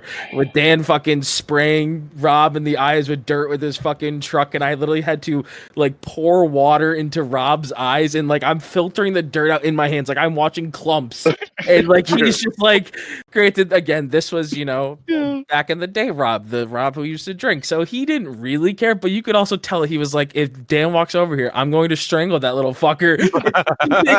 Eat the dirt that comes out of my eyes. The Dan and Rob situation was always a fun dynamic to watch going down because you had the 3 XJs and then Dan and Rob fighting in the parking lot. Or not fighting in the parking lot, actually, but, always fucking throwing insults at each other. It was great. I miss him. But I miss the wheeling trip. My dogs. He bought a Jeep. I have yet to see it do anything, but I think he did buy another Cherokee. Wasn't he talking about posting it for sale? Didn't he already post it for sale? Oh, I don't fucking know. Probably. I swear, like a couple weeks ago, I saw a post about an XJ for sale. I'm probably not really gonna sell it, but let's see. Stupid. Hi, I'm stupid. Nice. He's just How long have you owned the Blueberry, sir? 6 years. Okay, then. You're not that stupid. Well, it's posted for sale. That's why I'm saying I'm stupid. Yeah, but we all know, realistically, nobody's going to buy that. Oh, fuck no. Anyone that buys it, he hasn't posted for like 16K or something. It ain't going to go for that. No Cherokee is selling for more than 10. Only if it's like there. There's a couple out there that I could see fetching a little more than 10 there. Y'all seen Rafal? Posted for like 18 to 25 down here. Alex? Yeah. Oh, Rafal's Cherokee? Yeah, Rafal's the XJs. I love that thing. I mean, look at Jason Ramsey. He wants 25 for his. I think they're redoing the front on Rafal's now, right? I think Greenleaf's working on it. Is he? I didn't know Greenleaf was working. Because I have the motor and transmission from his Jeep in my shop because it's going in a YJ. You actually know this much. Just funny how this works out. But yeah, it's it's going in that YJ, and I don't. The auto's a choice I wouldn't have made, but we're here. Yeah, he wants it. It got us a whole package. He got it on it for a pretty good deal too. So, I'll do whatever you want. I'll put it in there. He offered me the motor for a reasonable price. I just didn't feel like driving to New York. Yeah. He delivered it to me. I just had to be there. He was going to Greenleaf to drop the Jeep off, and I'm like 5 minutes. My shop's 5 minutes from Built East. So he just drove down the road. Dropped off the motor. Wait, where do you live? I'm in Springfield. He's by me. Yeah, my shop's in Belchertown, though. Why did I think you were in, like, Newton? He was. I used to be in Newton. I used to be in that area. I used to work there. I used to have to be around there, and then they let me go. So now I have no reason to go back to those shitholes anymore. Okay. Now I'm stuck wherever. I can go wherever the hell I want. Tennessee's not bad. I'm not going to Tennessee. Dude, Tennessee is amazing. Nah, I'm sure, but I don't know. You know, Harry, you want to talk about this? Let's talk about. I know it is. I'm just not moving there. All right, so we got a constitutional carry state. Mm-hmm. Yep. We got no front license plate. You don't need to sell me on it. Like, trust me, I know Massachusetts is a big shithole. I got this awesome list here, right? So no front license plates, no vehicle inspections. What are you talking about? I drive the J20 without a front license plate. I don't need one of those. I don't know. I don't inspect any of my shit. What do you mean? We have no state income tax. Oh, that's good. That's Massachusetts takes a lot of my money. Not that I'm making any. Lots of these. He's flashing a banned item. We can't have those. Multiple banned items. Oh, speaking of reasons why we can't do video, because half the time there was one time we had a podcast, and it was of this lovely father with his like 2 children that do a race team, and Luke is fucking twirling a knife like he's some ninja, and it's just like fiddling with it and like doing like air slashes, and it was just like, In I was his just like, gaming Luke, chair. yeah, he was playing with the K bar or whatever, and he's just like, like this I'm guy looks playing like a with my fucking letter opener. psycho. It's a letter opener. I listened to that podcast. I felt bad for them. Yeah. It was great. That I've was actually a never really heard fun one. Cody say, "Oh, sorry," so Yeah. many times. They were fun to talk to. And it's I crazy. actually bought their the Treps off of that Cherokee. Nope, different Race team. Remember the oh my god, what's the name of Crazy the K's? Crazy? No, not Crazy K's. The one with the he has his son and he races and he has the kids that he Oh, the trophy truck style thing. Yes. Oh my short God. course. Yeah. for the kids racing or something like that. Oh, yeah. Yeah. Sorry, why am I blanking on the name? Because we talk to a lot of people and it's hard to keep track of their names at this I know point. I know who you're talking This is about. episode 206, bro. Like, Yeah. I know. I'm who you're amazed talking we about. even know Bob's name. Yeah, Is it like he Ready left Up us. Racing? No, I don't know. At this point, either way, Oh man. yeah, Team Up Racing. team up, Team yeah. Up That's what Racing. it Yep. is. They were But, fun. yeah, oh yeah. It was a pretty. I think that was a good conversation overall. I wasn't sure how I was gonna go with like, Multiple people in there. Yeah. like multiple people, most of them being children in that podcast, knowing how we are. But it was fun. It was good, and they were all in like a shop environment anyway. So like they know what to expect. But They're you would working have on thought whatever. that the guy who works in elementary schools would be the one swearing and be like, "Oh fuck, sorry. Oh jeez." Like, That's Wait, what who it works is. in an Christ, elementary Cody. school? what? Who works in an elementary school? Me. I do building What? maintenance for a town. Yeah, I take care of town buildings. Yeah, every time I Yeah. hang out with him, I get COVID or something. Because he's hanging out with he's Say in it. the same Yeah, premises. Finish that as the sentence, children. Graham. You freak! He's Oh hanging my out with the god, kids. weirdo! Holy shit! No, I will say though that I hung out with this chick a long time ago, and she was a school teacher. And like, dude, I swear I was sick more often during that time of hanging out with her than I was any time else. It's just fucking kids wild. Are dirty. Kids are dirty. Yeah. Yeah. I'm amazed I don't get sick more with what she does for work. Yeah. Yeah, it's crazy. But anyways, so moving on the crazy world of things. So Rob, what else is going on, man? So like what's the next step in all things Rob? The next step. Well, Yeah. Other than the Deal truck, with- what's deal with all these broken vehicles. yeah. Story of my life. Back to your roots, man. Back to Yep. It just sounds like it's business as usual to me. Yeah. Dude, the only difference is I don't work in a shop full time anymore. Yeah. And So you are don't you- have a junky Chevy full size crawler. Yeah, there's that too. Oh, But, poor Jucket. Poor Jucket. that thing was Pieces grateful. still live on. Pieces still yeah. live on There's pieces of that thing everywhere. everywhere. I put I the hope that front hydro on axle- Sean's finally. Did He that hates front that axle orbital. die? Did you? What? He hates that orbital. The ratios are all wrong. Oh yeah, because For it takes him, a he doesn't like it. bajillion turns to fucking turn the thing from lock to lock. It's like you're on a school bus times 10, but no, really, it's a yacht, and you're just fucking cranking the thing over and over and over Dude. and over again. It was 2 turns either way.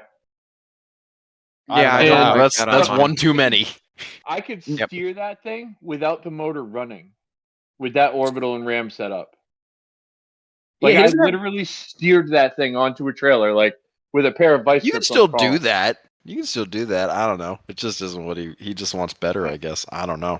I mean, he can't really complain. I think he He got this wants stuff for a good deal. faster, right? Well, yeah, real Yeah. good deal. But Mhm. anyways, I digress. Trying to think of other Jucket parts that I know of. I hope that front axle's fucking dead. The front axle? Yeah. It should be. Craig I got- hope. No, Mike Craig got that axle. Oh God, it lives Set on. under- I don't remember what he did with it. He did something with it.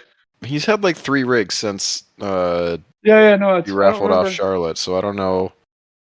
Yeah, know he's what that probably would've got been another in. one posted by now. I don't think Probably. I think it's about that time. He has the Cherokee, or no, he got rid of the Cherokee one's gone, but he He's- has like a He's got a like nice a- buggy now. yes. check the welds on the driver's side of Charlotte. It might have ended up in there. You think it's under Charlotte? You heard him, JB. Check the welds on the driver's side, the short Yeah, side. just If- tell me if that's Yeah. that's it. I could tell you, I was there. Yeah. I watched wait. it do the Yeah, camber Did you- mods. Did you have an Yeah, but 05 Plus under Jucket? No, No, I had a 04. 9904. That's an 05 under Charlotte, though, isn't it? No, it's not. No? It 99 was. to 04. No shit. I thought this whole Uh-huh. time that was an 05 Plus. No. Nope, but it's 35 spline inner and outer.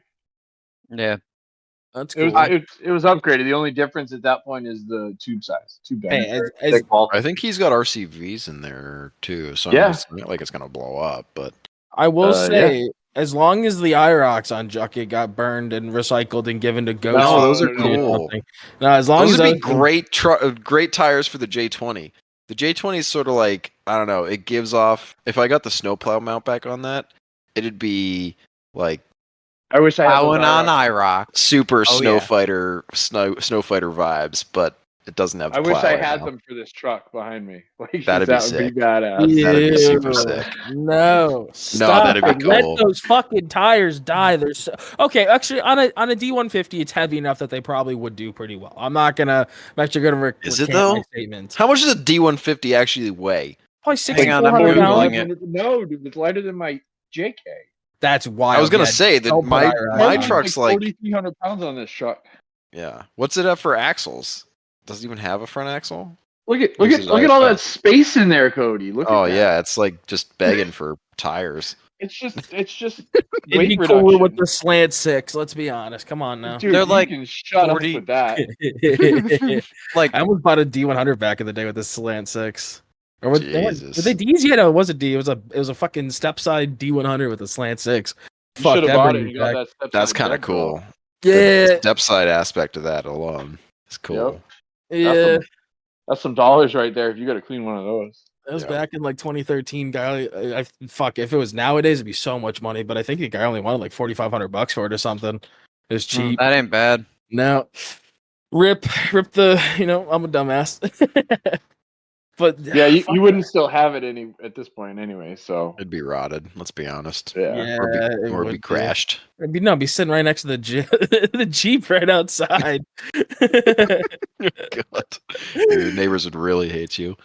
Fuck them. They'll be fine. As long as it has a license plate.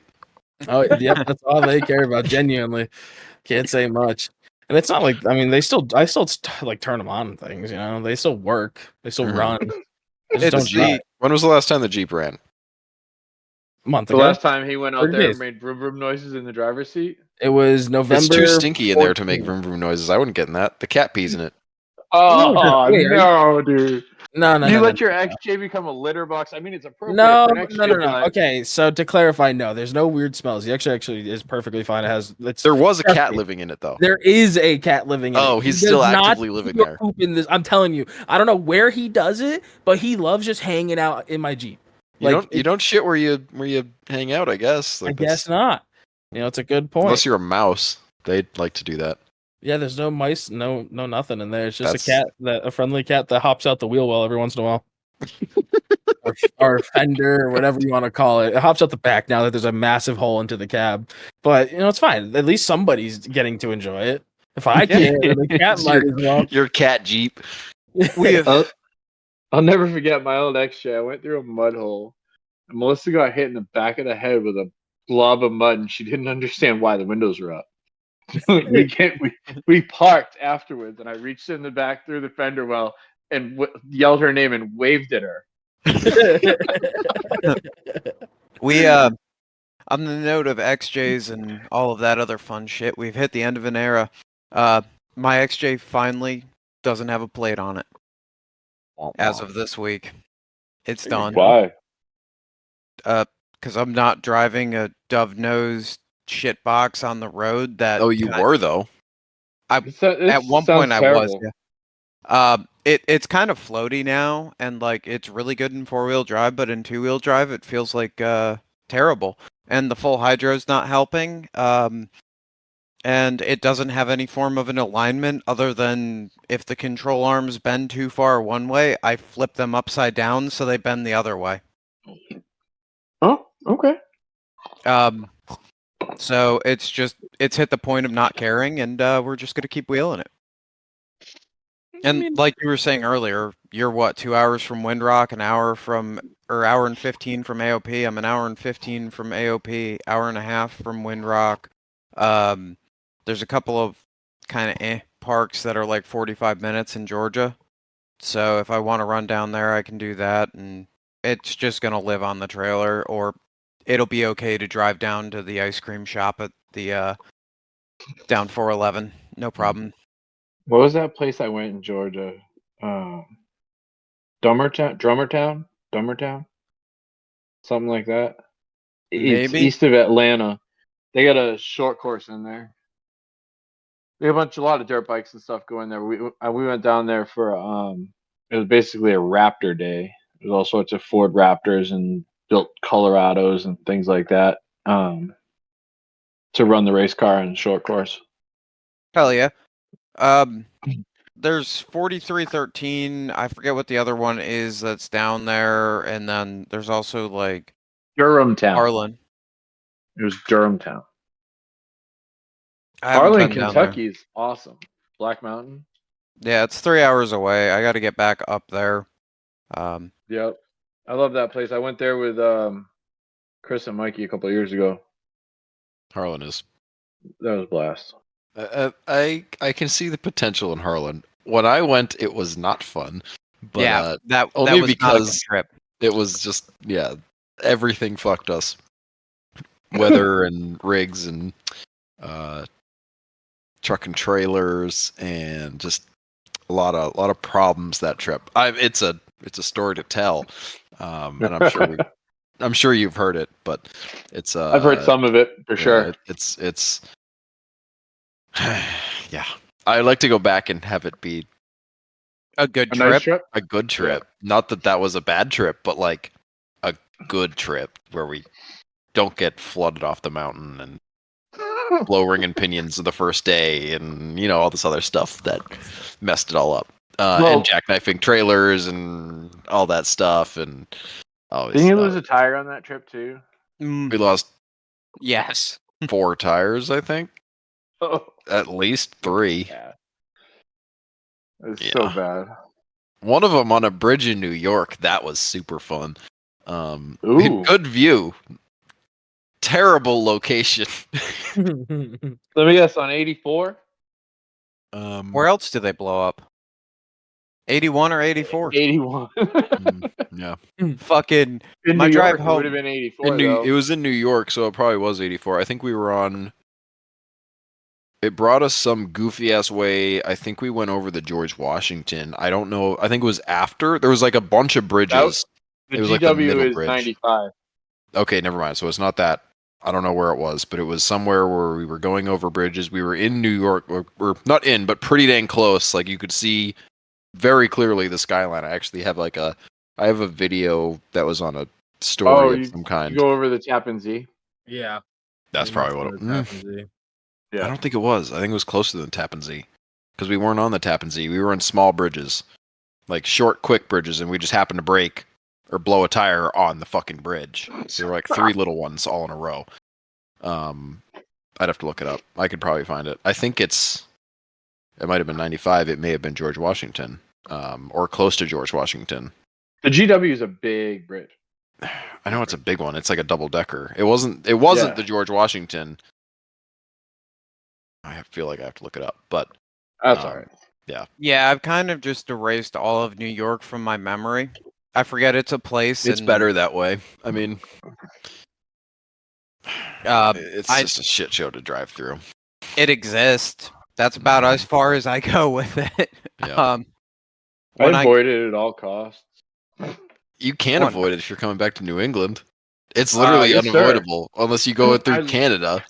I take 81 to 84. Like, I avoid New York City. At Oh, all well, costs. Yeah. you can't avoid New York as a state. You can avoid No, the city. no. You have to either take the water or Canada to avoid that. But Yeah.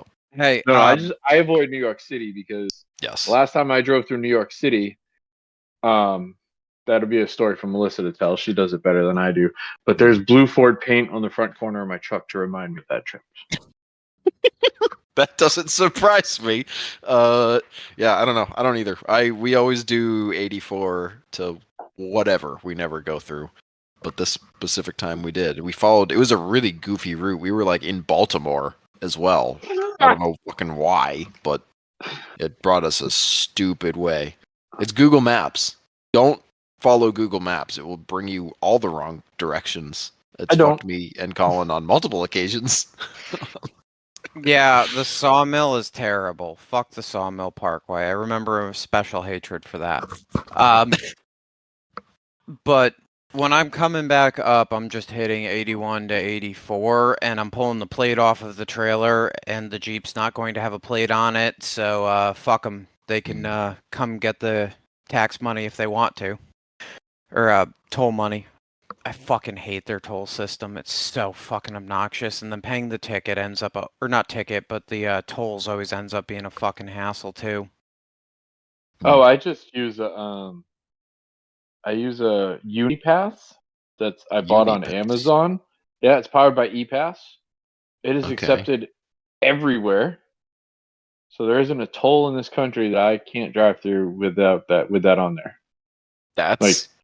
That would be nice. Massachusetts Easy Pass, New York, like all of them. The Peach Pass in Georgia, the Sun Pass in Peach Florida. Pass. That's oh my goodness.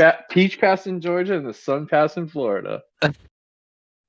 Yep, it covers all of them. Okay. Yeah, no, I'm just running without a fucking plate on the Jeep and a plate on the trailer. Fuck that. That's fair. Then they can't get you. Hey, where are they going to send the bill? Yeah, I don't have to have a plate on the front of the truck. I don't have to have a plate on the trailer, and the Jeep's on the trailer. So like, you don't even have yeah, well, to they'll get the truck, and then they'll just be like, trailer. Don't worry, we're gonna fucking put stuff right up on the tongue of the trailer. We'll make sure we're good. Do you not need a front plate? Oh, no that's front right. plate. Yeah, no front plate, just rear. Yep. Oh yeah, you can barely see that shit on the trailer. Yeah, so fuck 'em. They can't do anything about it. I fucking despise New York. To any other like I don't want to say normal state, but like state with more rules about license plates, you just look like you're riding dirty.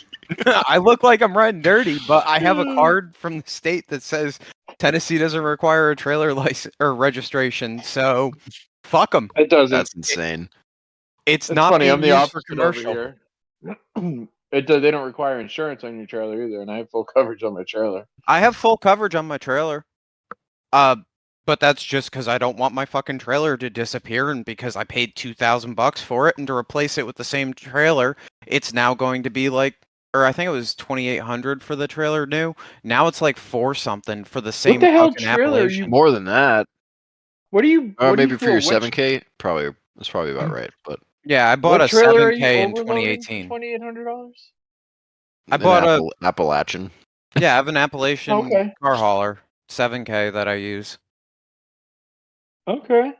It's been nothing but okay. It needs they're brakes good now. trailers. 7K. What's your XJ? 4. Right More now than I'm 4. guessing somewhere in the 48 range. Okay. I bought a 10K because mine's fat. He's getting close. I used to be over, and now after like close. removing the doors, the hatch, all of the glass, and a bunch of the other stuff, it's probably like 548 somewhere in there. It's lost weight. I don't know how much, but I have to put it on the scales. I bought a 14K because my JK's fat. Yeah. My JK That's weighed really 5980 before I went to 40s. Yeah. Yeah, so it's over 10,000 pound trailer, right? That's fucking fat. Weighs a 10,000 pound trailer. I'm like at max with a 6,000 pound Jeep. That trailer weighs that much? A lot of them do. Your I 10K guess weighs that makes- 4K, But I don't have a 10K. I have a 14K. and your 14K weighs 4K. 4. Okay. Yeah. That's so stupid. So I'm comfortable using 6 of my 10,000 pounds of payload capacity. Yeah. Yeah, no, on that I'm trailer. using every single bit of capacity and then some. But I've just been pretty religious about greasing it before I take it long distance, and I've serviced the bearings twice. I rebuilt the brakes on it once. I have to do it again now. Whoop-de-doo. Yeah. I The just Appalachian know. was what Dave had when he had that white buggy. That trailer was great, other than some wiring that needed to be corrected on it. But Yeah, That's just par for the course. on a that's where trailer. I'm at with it. I really want to get a 12K at some point so I can put like, a full-size truck on it, but I'm not there right now. So mine's a 14,000 pound, 24 foot with drive over fenders from East Texas trailer. It was 7,800. Yeah, I believe it. That's not too bad, honestly. Dude, thing's amazing. The guy's great. Pole's great. It's got like a 2-foot beaver, and it's not like a Jurassic beaver. And I went with the slide out ramps instead of the fold up ramps. Nice. So recently discovered like the Turo app, but for trailers. So I've got it listed on there to rent out. Maybe it can make me some money while it sits. That's not a bad idea.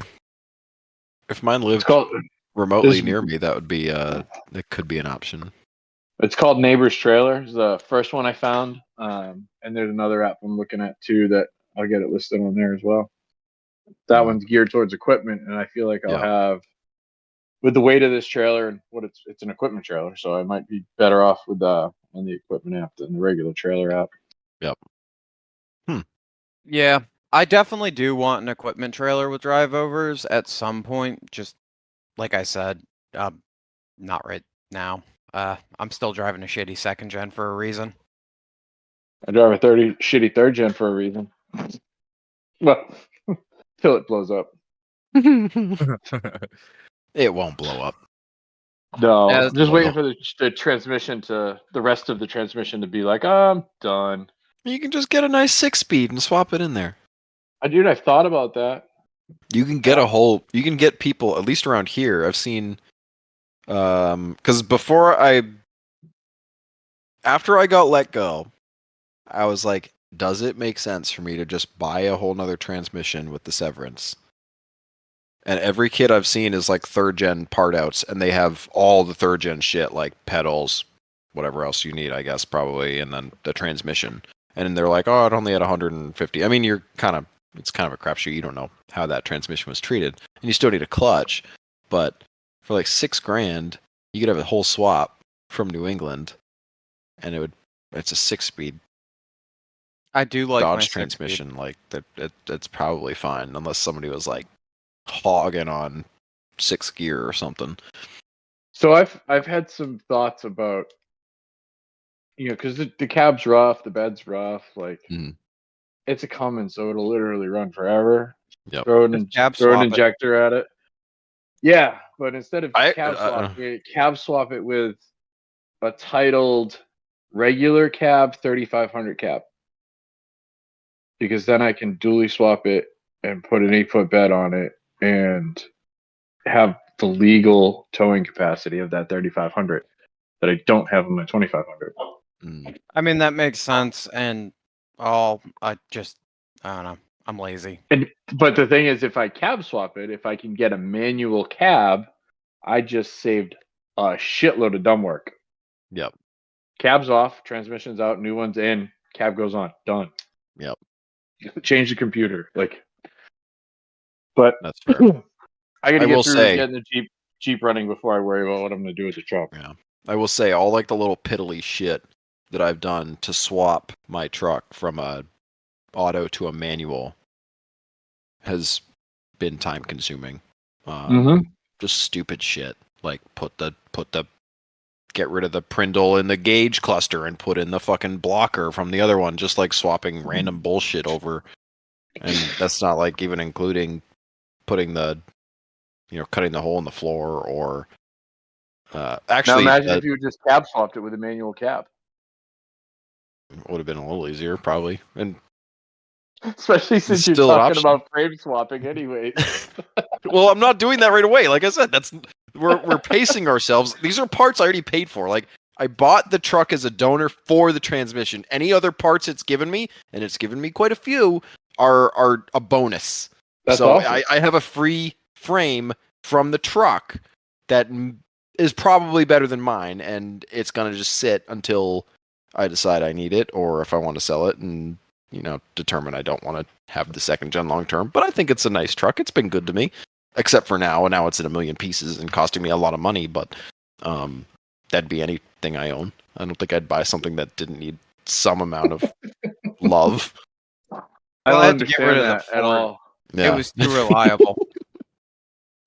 No, it's funny. You and me are in like the same situation. I feel like with cars in some way, maybe just at different like stages of it. Like I was in your 100%. shoes not long ago because my truck was actively dying, and I was like, I need the J20 to be reliable-ish before I take the truck off the road and take everything out of it.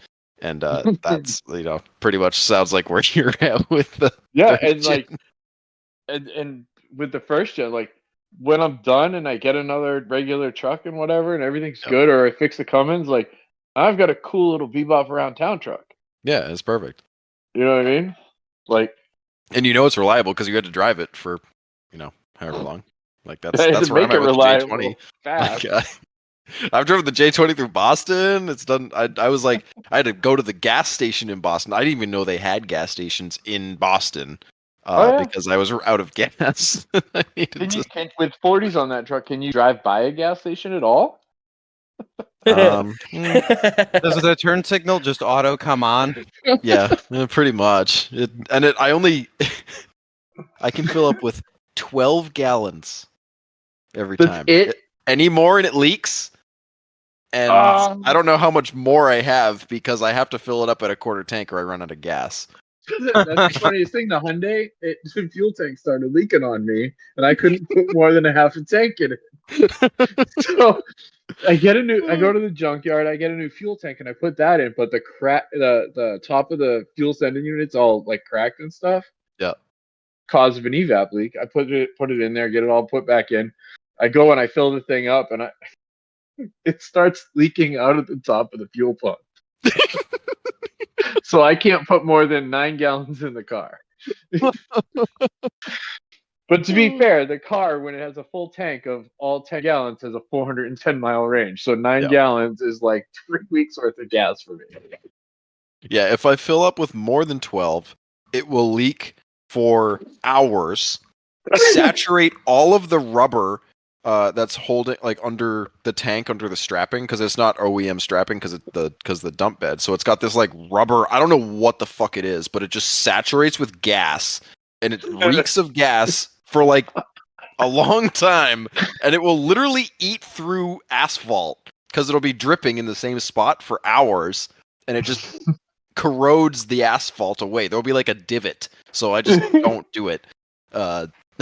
Because it's gotten me in trouble a couple places before. Because it's gas, and it's just like destroying the road asphalt. So, yeah. So I just don't fill doesn't it up it more have than a 12. dump bed? So like, shouldn't fixing that be relatively easy? Yes, Just but put I the have. bed It's up my and- only vehicle. If I take the gas tank out of it, it will not drive. I need it to drive, and I'm not gambling on. Oh, it works as it is. If I fuck with it, it might not. There's multiple issues with this fuel system, and if I'm afraid if I touch it, I'll just cost myself I'm gonna have a lot of money to spend. I understand. To fix it. So we're just not. 12 gallons is enough. I completely understand that. It works. Leave it alone. Yeah. If something else is working better, then you can fix it. Exactly. That's where we're at. That's where we're at. It's good enough. I don't need. Sounds like you're ready for home ownership too. Yeah. Yeah. I'm not excited about that, but that's gonna have to happen eventually. Adulting's bullshit. Isn't it though? I miss like Isn't that it? point where like 2018, 2019 when we were like still figuring Definitely it out somewhat. 2019. I think 2018, 2019. 2019 when I was 38 and 39 years old. Oh, shut the Yeah. fuck up, old man. Yeah, grandpa. But you know, like it was cool. All my money went to Jeep shit. Like I had a cheap place to stay. Overtime was good, and didn't give a fuck. My shop was 10 minutes down the road, and that was that. Shop rent for $400. Imagine that now, fucking days. It'd be nice. Let's see. Now shut up, old man. How much My- square footage are you working with there? So let's see. I'm probably 25, but maybe 30 deep, 15, 500 ish. Okay, that's a decent size. Just like as a one bay, like I'm gonna say 450 to 600. It's technically a 1.5 wide. Yeah. But it's deep, right? Like, so this truck is in here right now, and I've so got it's like 30 deep and 15-ish wide. yeah, give or take, and I've got I got probably 8 feet to the door from the front of this truck. That's good. Like, I mean, that's 3 like the steps biggest to my thing. toolbox Yep. from the front of the truck right there. So It ain't bad. That's a Just decent enough size. space that you're not like running around the shop to do what you need to do, but you're not cramped either. That's quite nice. Yeah, that's my biggest issue with mine is it's more square, so all my stuff's on the sides, and I have the Dodge in there, and it takes up almost all the space to the front, so it's like a big U, and I'm accumulating crap from the truck and for other projects and everything else, and those are just crammed on the sides, and it just I run out of space really fast. tools over there. Yep. And then like I'm He's still got a trying to get. blasting cabinet too. Look at that. I'm He's trying to cleaning his get some parts. things organized and laid out, but Mm. And a I got fair bandsaw? amount of Nice. space. It's a process. It is for sure. Like, and You kind of just have to work in the mess and then figure out where the fuck you want stuff and what works and what doesn't. and that's what I've been doing. Like the carts Yep. are just sitting here, hmm and then this is a little alley down the side, Yep. Oh yeah. but because the truck's in crooked, so but Mm. it all works. We picked up this TV for the office. Melissa was going to use it as a monitor. I now have a garage TV because it's way too big. Fuck yeah. Like, sweet. Yeah. TVs don't work as good monitors. Don't buy No, a they TV don't. as a computer No. monitor. So Don't do that. actually, I will say newer TVs do have a PC setting. I actually learned this No, at but they're work. too big. Yeah, no, 27 is but the at least maximum size. I would Right. I would- So that was the thing is we got a 32 and we Yep. should have gotten her a 24 or 20. Even a 27 would have 27. been big for her. Yeah. Nah, 27's perfect, honestly. Personally, I want 2 curved 27s in front of me Ew. for her. Ew, curved? Yeah. He's a marketing with guy. you? What do you expect? They always Yeah, ask for bullshit. I have to gross. deal with these. I had Bro, to deal stop with calling me a Yeah. marketing guy. Whew. You are a Salespeople, marketing same motherfucker. shit. You're a salesman. Same. I- you're I the do same marketing place. stuff, but I'm not a marketing guy. I'm trying to figure this stuff out. Yeah, you're Hey, going to all hey. your shows, and it's We'll going on start the. calling you an influencer. It'll be fine. You can No, go no, from no, no. marketing to influencer if that's better. No. I know how all that stuff works, and I'm mainly just jealous because I'd watch the marketing and salespeople do all sorts of like stupid shit, and finance would just be like, "Oh yeah, you could spend $50,000 on that." Mm-hmm. Meanwhile, you I got see the laid company I off because work they for? couldn't. We're small. Yeah.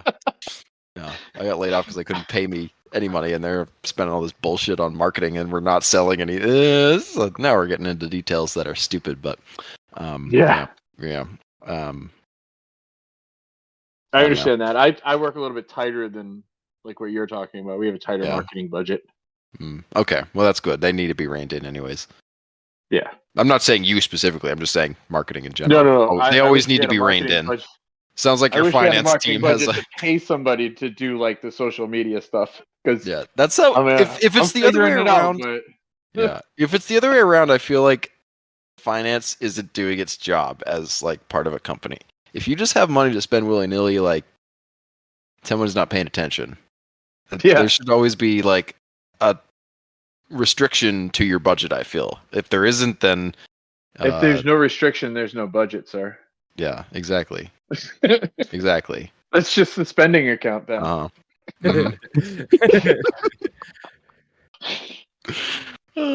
Yeah.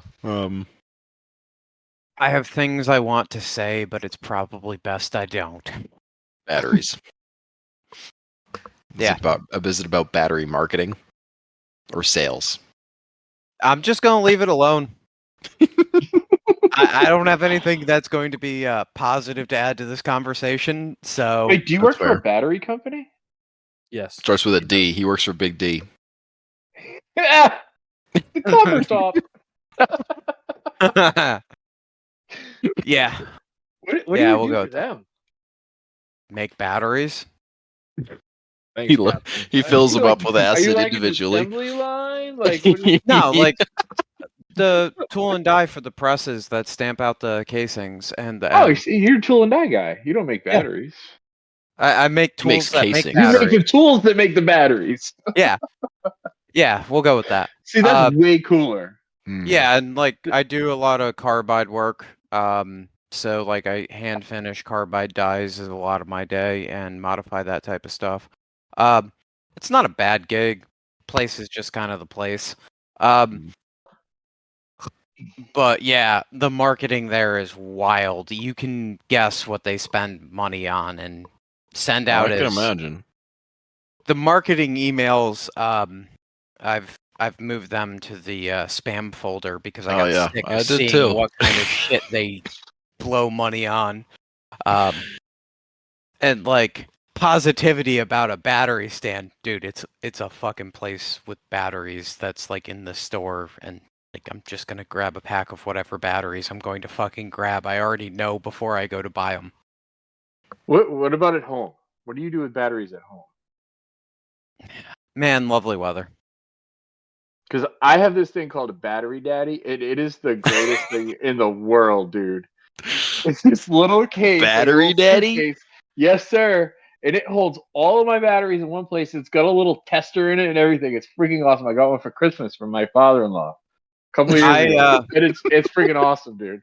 It even holds little round ones that go in like your watch and stuff. Oh, like the key ones or the coin batteries? Yeah. Yep. I 3D print stand where they fall down and like it. Yeah, it's great. That's what I do with the batteries at home, and then I have like 3D printed things that I put in the like grip pods for the gun, and that's where I keep my watch batteries. Ooh, how big's your 3D printer? It's 8 by 8 by 11. 8 inches by 8 inches by 11 inches. Yeah. Yeah. You can't print me a mock-up LS. Womp womp. No. We know someone who can though. We do. Urban 3D. Yep. Hit up Joey I'm Urban on too fucking Facebook. He'll slow. print you something out. He also makes a mock-up Atlas, which is kind of cool. Yeah, I knew there was somebody doing it. That would be him. Yep. Super cool dude. Yep. Shoot him a message on Messenger or something and tell him we sent you. That would be so much fun. Is he doing transmissions too? It wouldn't surprise me if there was a market. I'm for sure he could. There is, because like draw it if up you're for you. mocking up an LS, you usually needs a transmission to go with it. Yeah, probably. I'm sure he could Not do a that. lot. Huh. I mean, it's just just plastic and Yeah, I just 3D files. Like, what's I a wonder what the cost transmission? of A something length like and a that is. tube. I would have to look into that. Like, Cheaper It than depends. a transmission and a motor. yeah. yeah, I It just feel like depends. once Potentially. this thing rolls out of here, it could potentially get me way further along before I even buy the donor truck. Yeah, because you could have everything mocked up for it. Yeah, mount's ready to go. All just slides Drop right in. on in. Yep. Never thought about And that. and way less weight to throw around to like build cross members and things like that. Like Mhm. piece of Yeah. plastic. Yes. You know? Some of the stuff is also surprisingly durable too. Like I've had some stuff that I've 3D printed a couple years ago that's still kicking. And I don't know. It's a cool way to build stuff, and it's definitely nice to be able to model something and then print it within a couple minutes. Mine's currently being fake and gay right now, and doesn't want to stick to itself. But hey, we'll get that figured out in the next month or so. Yeah. Like Well, that's the machine thing. owner. Is some of the new, and we talked about this in another What was podcast. that, Cody? Nothing. Sorry, cat ran across my keyboard. Nothing. Is it the Jeep We're cat? Yeah, it must have been the Jeep cat. It has We're to be above the- board on everything that gets done over here because there's far too much shit in my name to not be above board at this point. No, I Um, said like machine like owner because you called it gay. Oh. and slow or something. Oh, Yeah, I yeah. thought you said machine gun lower, and I was like, Oh God! no. What the fuck? I thought he said machine gun owner. yeah. Oh so my I'm like, God. fuck no. He's printing out giggle pins. Fuck no, I'm not. I'm not fucking touching that shit with a 10-foot fucking pole. I've got fucking 4 suppressors. I don't need any fucking smoke. All right, make a mark here, Cody. You're gonna have to edit that out. No. We cleared it up. We're good. Everything's fine. Yeah, now. no, we're cool. Just so I'm a the algorithm well-behaved is boy. clear, we do not print machine gun parts on this podcast. Oh, it's fine. No, You we're said all words. good boys. And only one of us is old, so we're not a bunch of good old even boys. if he was, it's not sticking, so it can't print anything other than spaghetti balls, anyways. So, right now it does an excellent spaghetti ball. uh-huh. It's beautiful. It'll print like the first 10 layers, and then it's just spaghetti after that. And I'm too lazy to sit there and watch it go through 10 layers because it takes like an hour. obnoxious. Yeah. So I just keep starting it after changing one thing, coming back to a spaghetti ball, cutting it off, and starting again with the next change. You're running like an Ender, right? You have an Ender. Yeah, I've got Yeah. a Ender 3. I think it's the SE. It's the one with the auto touch, so it's self-leveling and Oh, it's fuck you. Mine direct doesn't have drive. that. Mine's Dude, a piece of shit. It was on I have to sale level for it myself, and it's $150. every time. Every It was fucking time I want to do anything. $150. Yeah, I don't know. All the new printers. I mean, I got it for. I think I paid $75 for this thing. Yeah, So like, I can't really complain. It does I print had things multiple if I clean Ender it. 3 original series. I had 2 of them going at once for a while, and they were cool. I got tired of the bed leveling Yeah, and it's the a pain in the ass. $75 difference between buying another Ender 3 and buying that thing. It was easier to justify buying that. It'll also print at 200 millimeters a second, which is fucking flying for a 3D That's printer. insane. Because I think mine does 50. Slow. Yeah, How much? But is some of your the printer?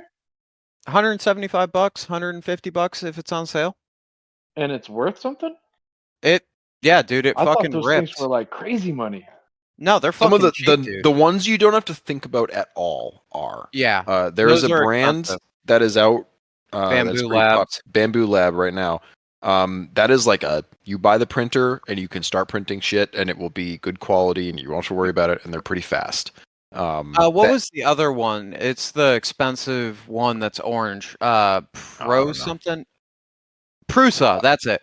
Prusas are also like that where you can just buy it, put it together, and it starts printing. The Enders, you have to learn a little bit and fuck with them a little bit. But It's like you have to be a 3D printer nerd to make it work. not with the one I've got. Great. The one I've got, it's just getting tired. I think I have to replace a fucking drive motor, but that's like $10.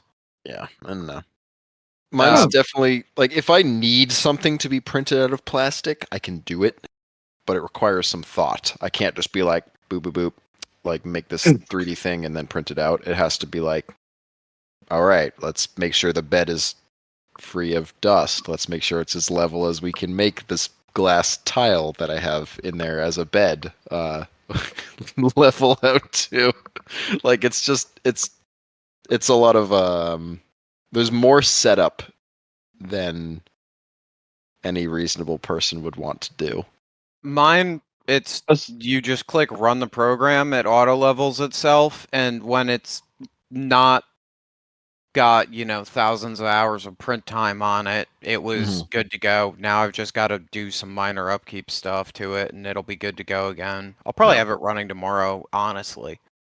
But I didn't feel like fucking with it today. I went hiking. I went to the range. Tomorrow I'm going to the gym. And You say hiking? Yeah. You hike? Yeah. There's a big change. Voluntarily walk through the woods? Yes. What? Do you? Yeah. Oh, I voluntarily walk through the woods with my friends while they're driving. I don't know how that's same, bro. Same. I wheel my snoots, my sneaker boots. Snoots. Yeah, no. Go for a nice little walk in the woods. It's great. I pay for the pass anyway. I wish I had enough time to do that. I'm not to sound like one of those bitches that just always just can't justify going out and doing it. But I just have too many vehicles to work on right now. It never ends. If there's not one, there's another. Dude, I totally fucking get it. That's been my life for the last 6 months. Every weekend that I wasn't working at work, I was working on the Jeep. So now that the Jeep is actually back together, other than I need headlights, and that's it. I've been going hiking. I've been trying to get back to the range. I'm getting back in the gym compared to the going once a month that I was doing while I was building the Jeep. Trying to behave myself during the winter so that way I don't have to play catch up in the spring. We're almost back to the point where I quit drinking for 6 months out of the year again, with the meet and beat being the only exception there. So I've been doing that for the last 2 years. I don't see a reason to stop doing it. Yeah. Since I moved to Tennessee, Rob, I've actually kind of almost shaped up a little bit. Not really. A shape other than the frumpy one that you've had since I've known you. Yeah, no, my bench is more than body weight at this point in time. Let's go. That's awesome. I can put up 225 and I weigh 208 right now. So I'm not complaining about that. When I started, it was fucking 80 and that shit sucked. I started exercising last November in order to get ready for King of the Hammers. Yeah, that's probably a good call. Yeah, your arms are looking fucking good. Thanks. Yeah, I quit smoking 3 days after I started the gym too. I did not do that. I smoke fucking 10 cigarettes a week at this point. So yeah. Yep, I stopped, and it's amazing the difference it made. Yeah, just think about running around for humble pie and all of that. Oh yeah, just doing the bounty runs, the short sprints. It was tough on me. And I'm all right, I got to go do King of the Hammers. Yeah, I've seen videos of guys running 3 miles back to camp to get fuel to bring out because they ran out of fuel in their car, and I'm yeah. Oh, I don't want to look stupid if I have to do that. You'd be walking with your fuel back. It's terrible. Yeah. Damn. It worked. I had to run with a tire in Oklahoma this year, Nationals. So we were on our second lap, and we caught a flat just after we went past the first pit. Mm-hmm. So now we didn't have a spare on the car. So you're going to drive way more conservatively, not knowing you don't have another tire if you need one. Yep. And there was a point where the race course came back close to the pit stop area. So we hatched this plan. We pulled off and dropped the flat that was on the car there.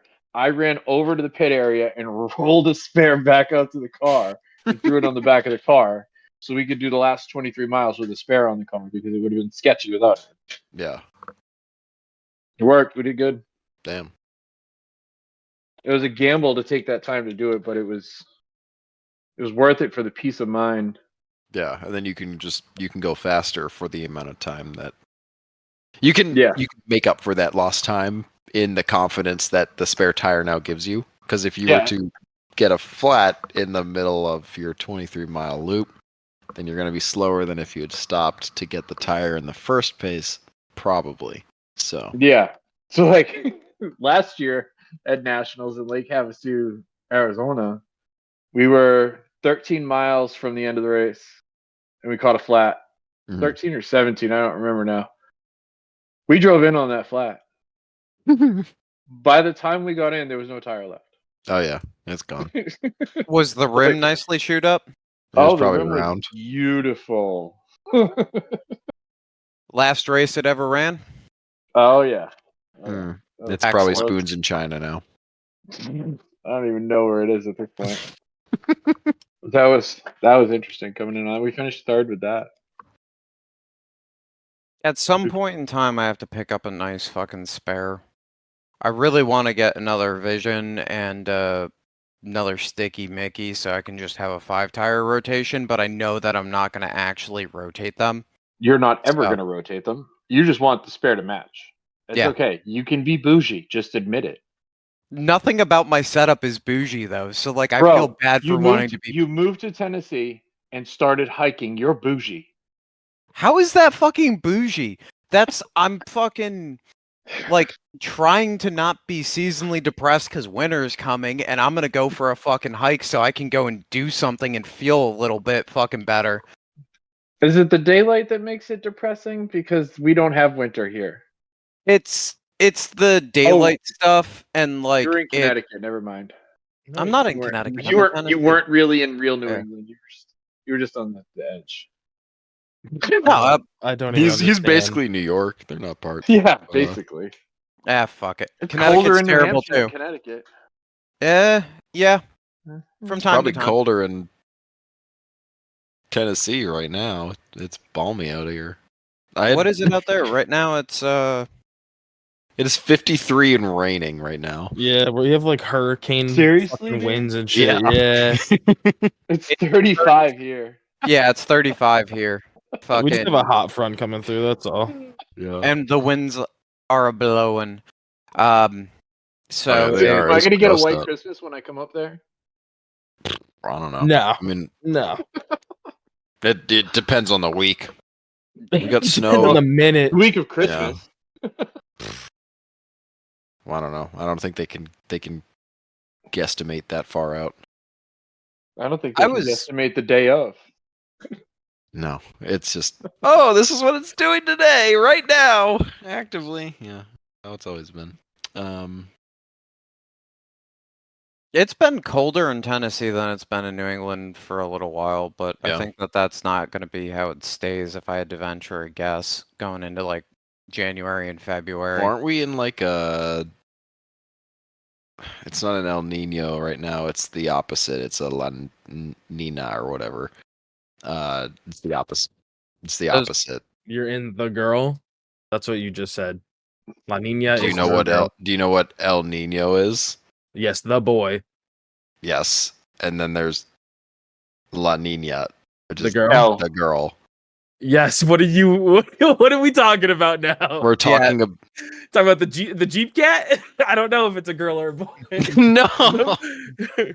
We're talking about weather. Yeah, I don't know what you're getting at here, Graham. Yeah, you lost. Well, there's like phases to how like the cold fronts and the air comes through the country. Oh, you are correct. Yes, because sometimes it comes across and New it's York, switched. So it's been in a El Nino phase for a couple of years. I think I could be wrong. I'm not a nerd with weather. You're sounding pretty nerdy right now. This is as nerdy as I go when it comes to weather. I think it switched as of like beginning of this year or something, so it might be different, but so far it seems the same to me. Yeah. I just know that when it's 18 with wind chill on top of that, the truck doesn't want to start. That's about it. With new batteries, the truck likes starting. Yeah, they like that. It was crazy cold last year, Cody, though. I don't know if that was in December. It was like... Oh, trust me. I know. I was up on roofs fucking fixing HVAC units, having to stick my hands in like next to the burners because I couldn't feel my fingers. Oh yeah. No, trust me. I hear you, man. It was very cold. It got into the minuses in Tennessee, and that fucking sucked. Yeah. Well, anyways, we're on 2.5 hours. We've devolved into the fucking weather podcast. Is there anything else that we want to The cat, La Nina the cat. Oh man, the La Jeep Nina cat. the Jeep cat. Forgot that. All right, we have a title for the episode. Cody's cat has a name too. Oh God, that's good. Put that in the fucking notes then. All right. Well, thank you guys very much for listening. Please feel free to go check us out on Instagram and any socials. Please go check out Rob and any of the socials that he does. If you need some cool fucking rock lights for your rig, where should they go? That would be dcslighting.com. See, he is a sales guy, not a marketing guy, because he was ready for that. But please feel free to go over there and check him out. You can DM Rob on Instagram to get 2% off any of your sales because he's that good of a guy. This is not true. But if you don't have to DM me, you can just use the discount code DCSRob and you'll actually save 10% off the website. You know where else you can get 10% off is Crawler Off-Road for any of your recovery gear. Please use BCOP10 at checkout and go check them out and get 10% off any of your stuff for that. But yeah, thank you guys very much. You're going to get stuck. You're going to need it. Yeah. You're listening to us. Your rig's going to get stuck. If it's Elgato out and you're listening to us, you're going to get stuck. This is La Nina, you know, the weather, you never know. Oh, yeah, never mind. I mixed up the words. Well, did you see Legato? No, Legata, which is it's the cat. The girl cat outside. You said La Nina Gata, or you said La Nina cat. That's just Legata. But anyways, moving on. Take it away. We don't say short forms here. Well, I was going to ask, we actually have like the deadbeat dad on here, so does he have any dad advice? Hold on, just to clarify, he is not a deadbeat dad to his kids. His actual kids. Rob is a phenomenal dad. I just want to publicly say this. He's a great guy. But to his compadres, his old friends back at his old younger friends now. Well, now we're all old. Back then we were like low 20s, and we used to call Rob Dad, just to clarify. And then he left us, so now we refer to him as Deadbeat Dad. But please understand, we are not calling him a Deadbeat Dad. Just to I appreciate that, but like I went out to get that pack of cigarettes, like I told you I was going to, but then I quit smoking and forgot what I was doing, so that's why I didn't come back. Oh, it makes sense. It makes sense. But go ahead, Luke. Sorry. Well, I was going to say, since he's actually a good dad, do you have any dad advice for us to close out with? Or do I have to go into a quick rant on the way out? Be patient. It's a phase. Okay. I like that. It's not a phase, Dad. Yeah, I know. You're stuck in yours, but...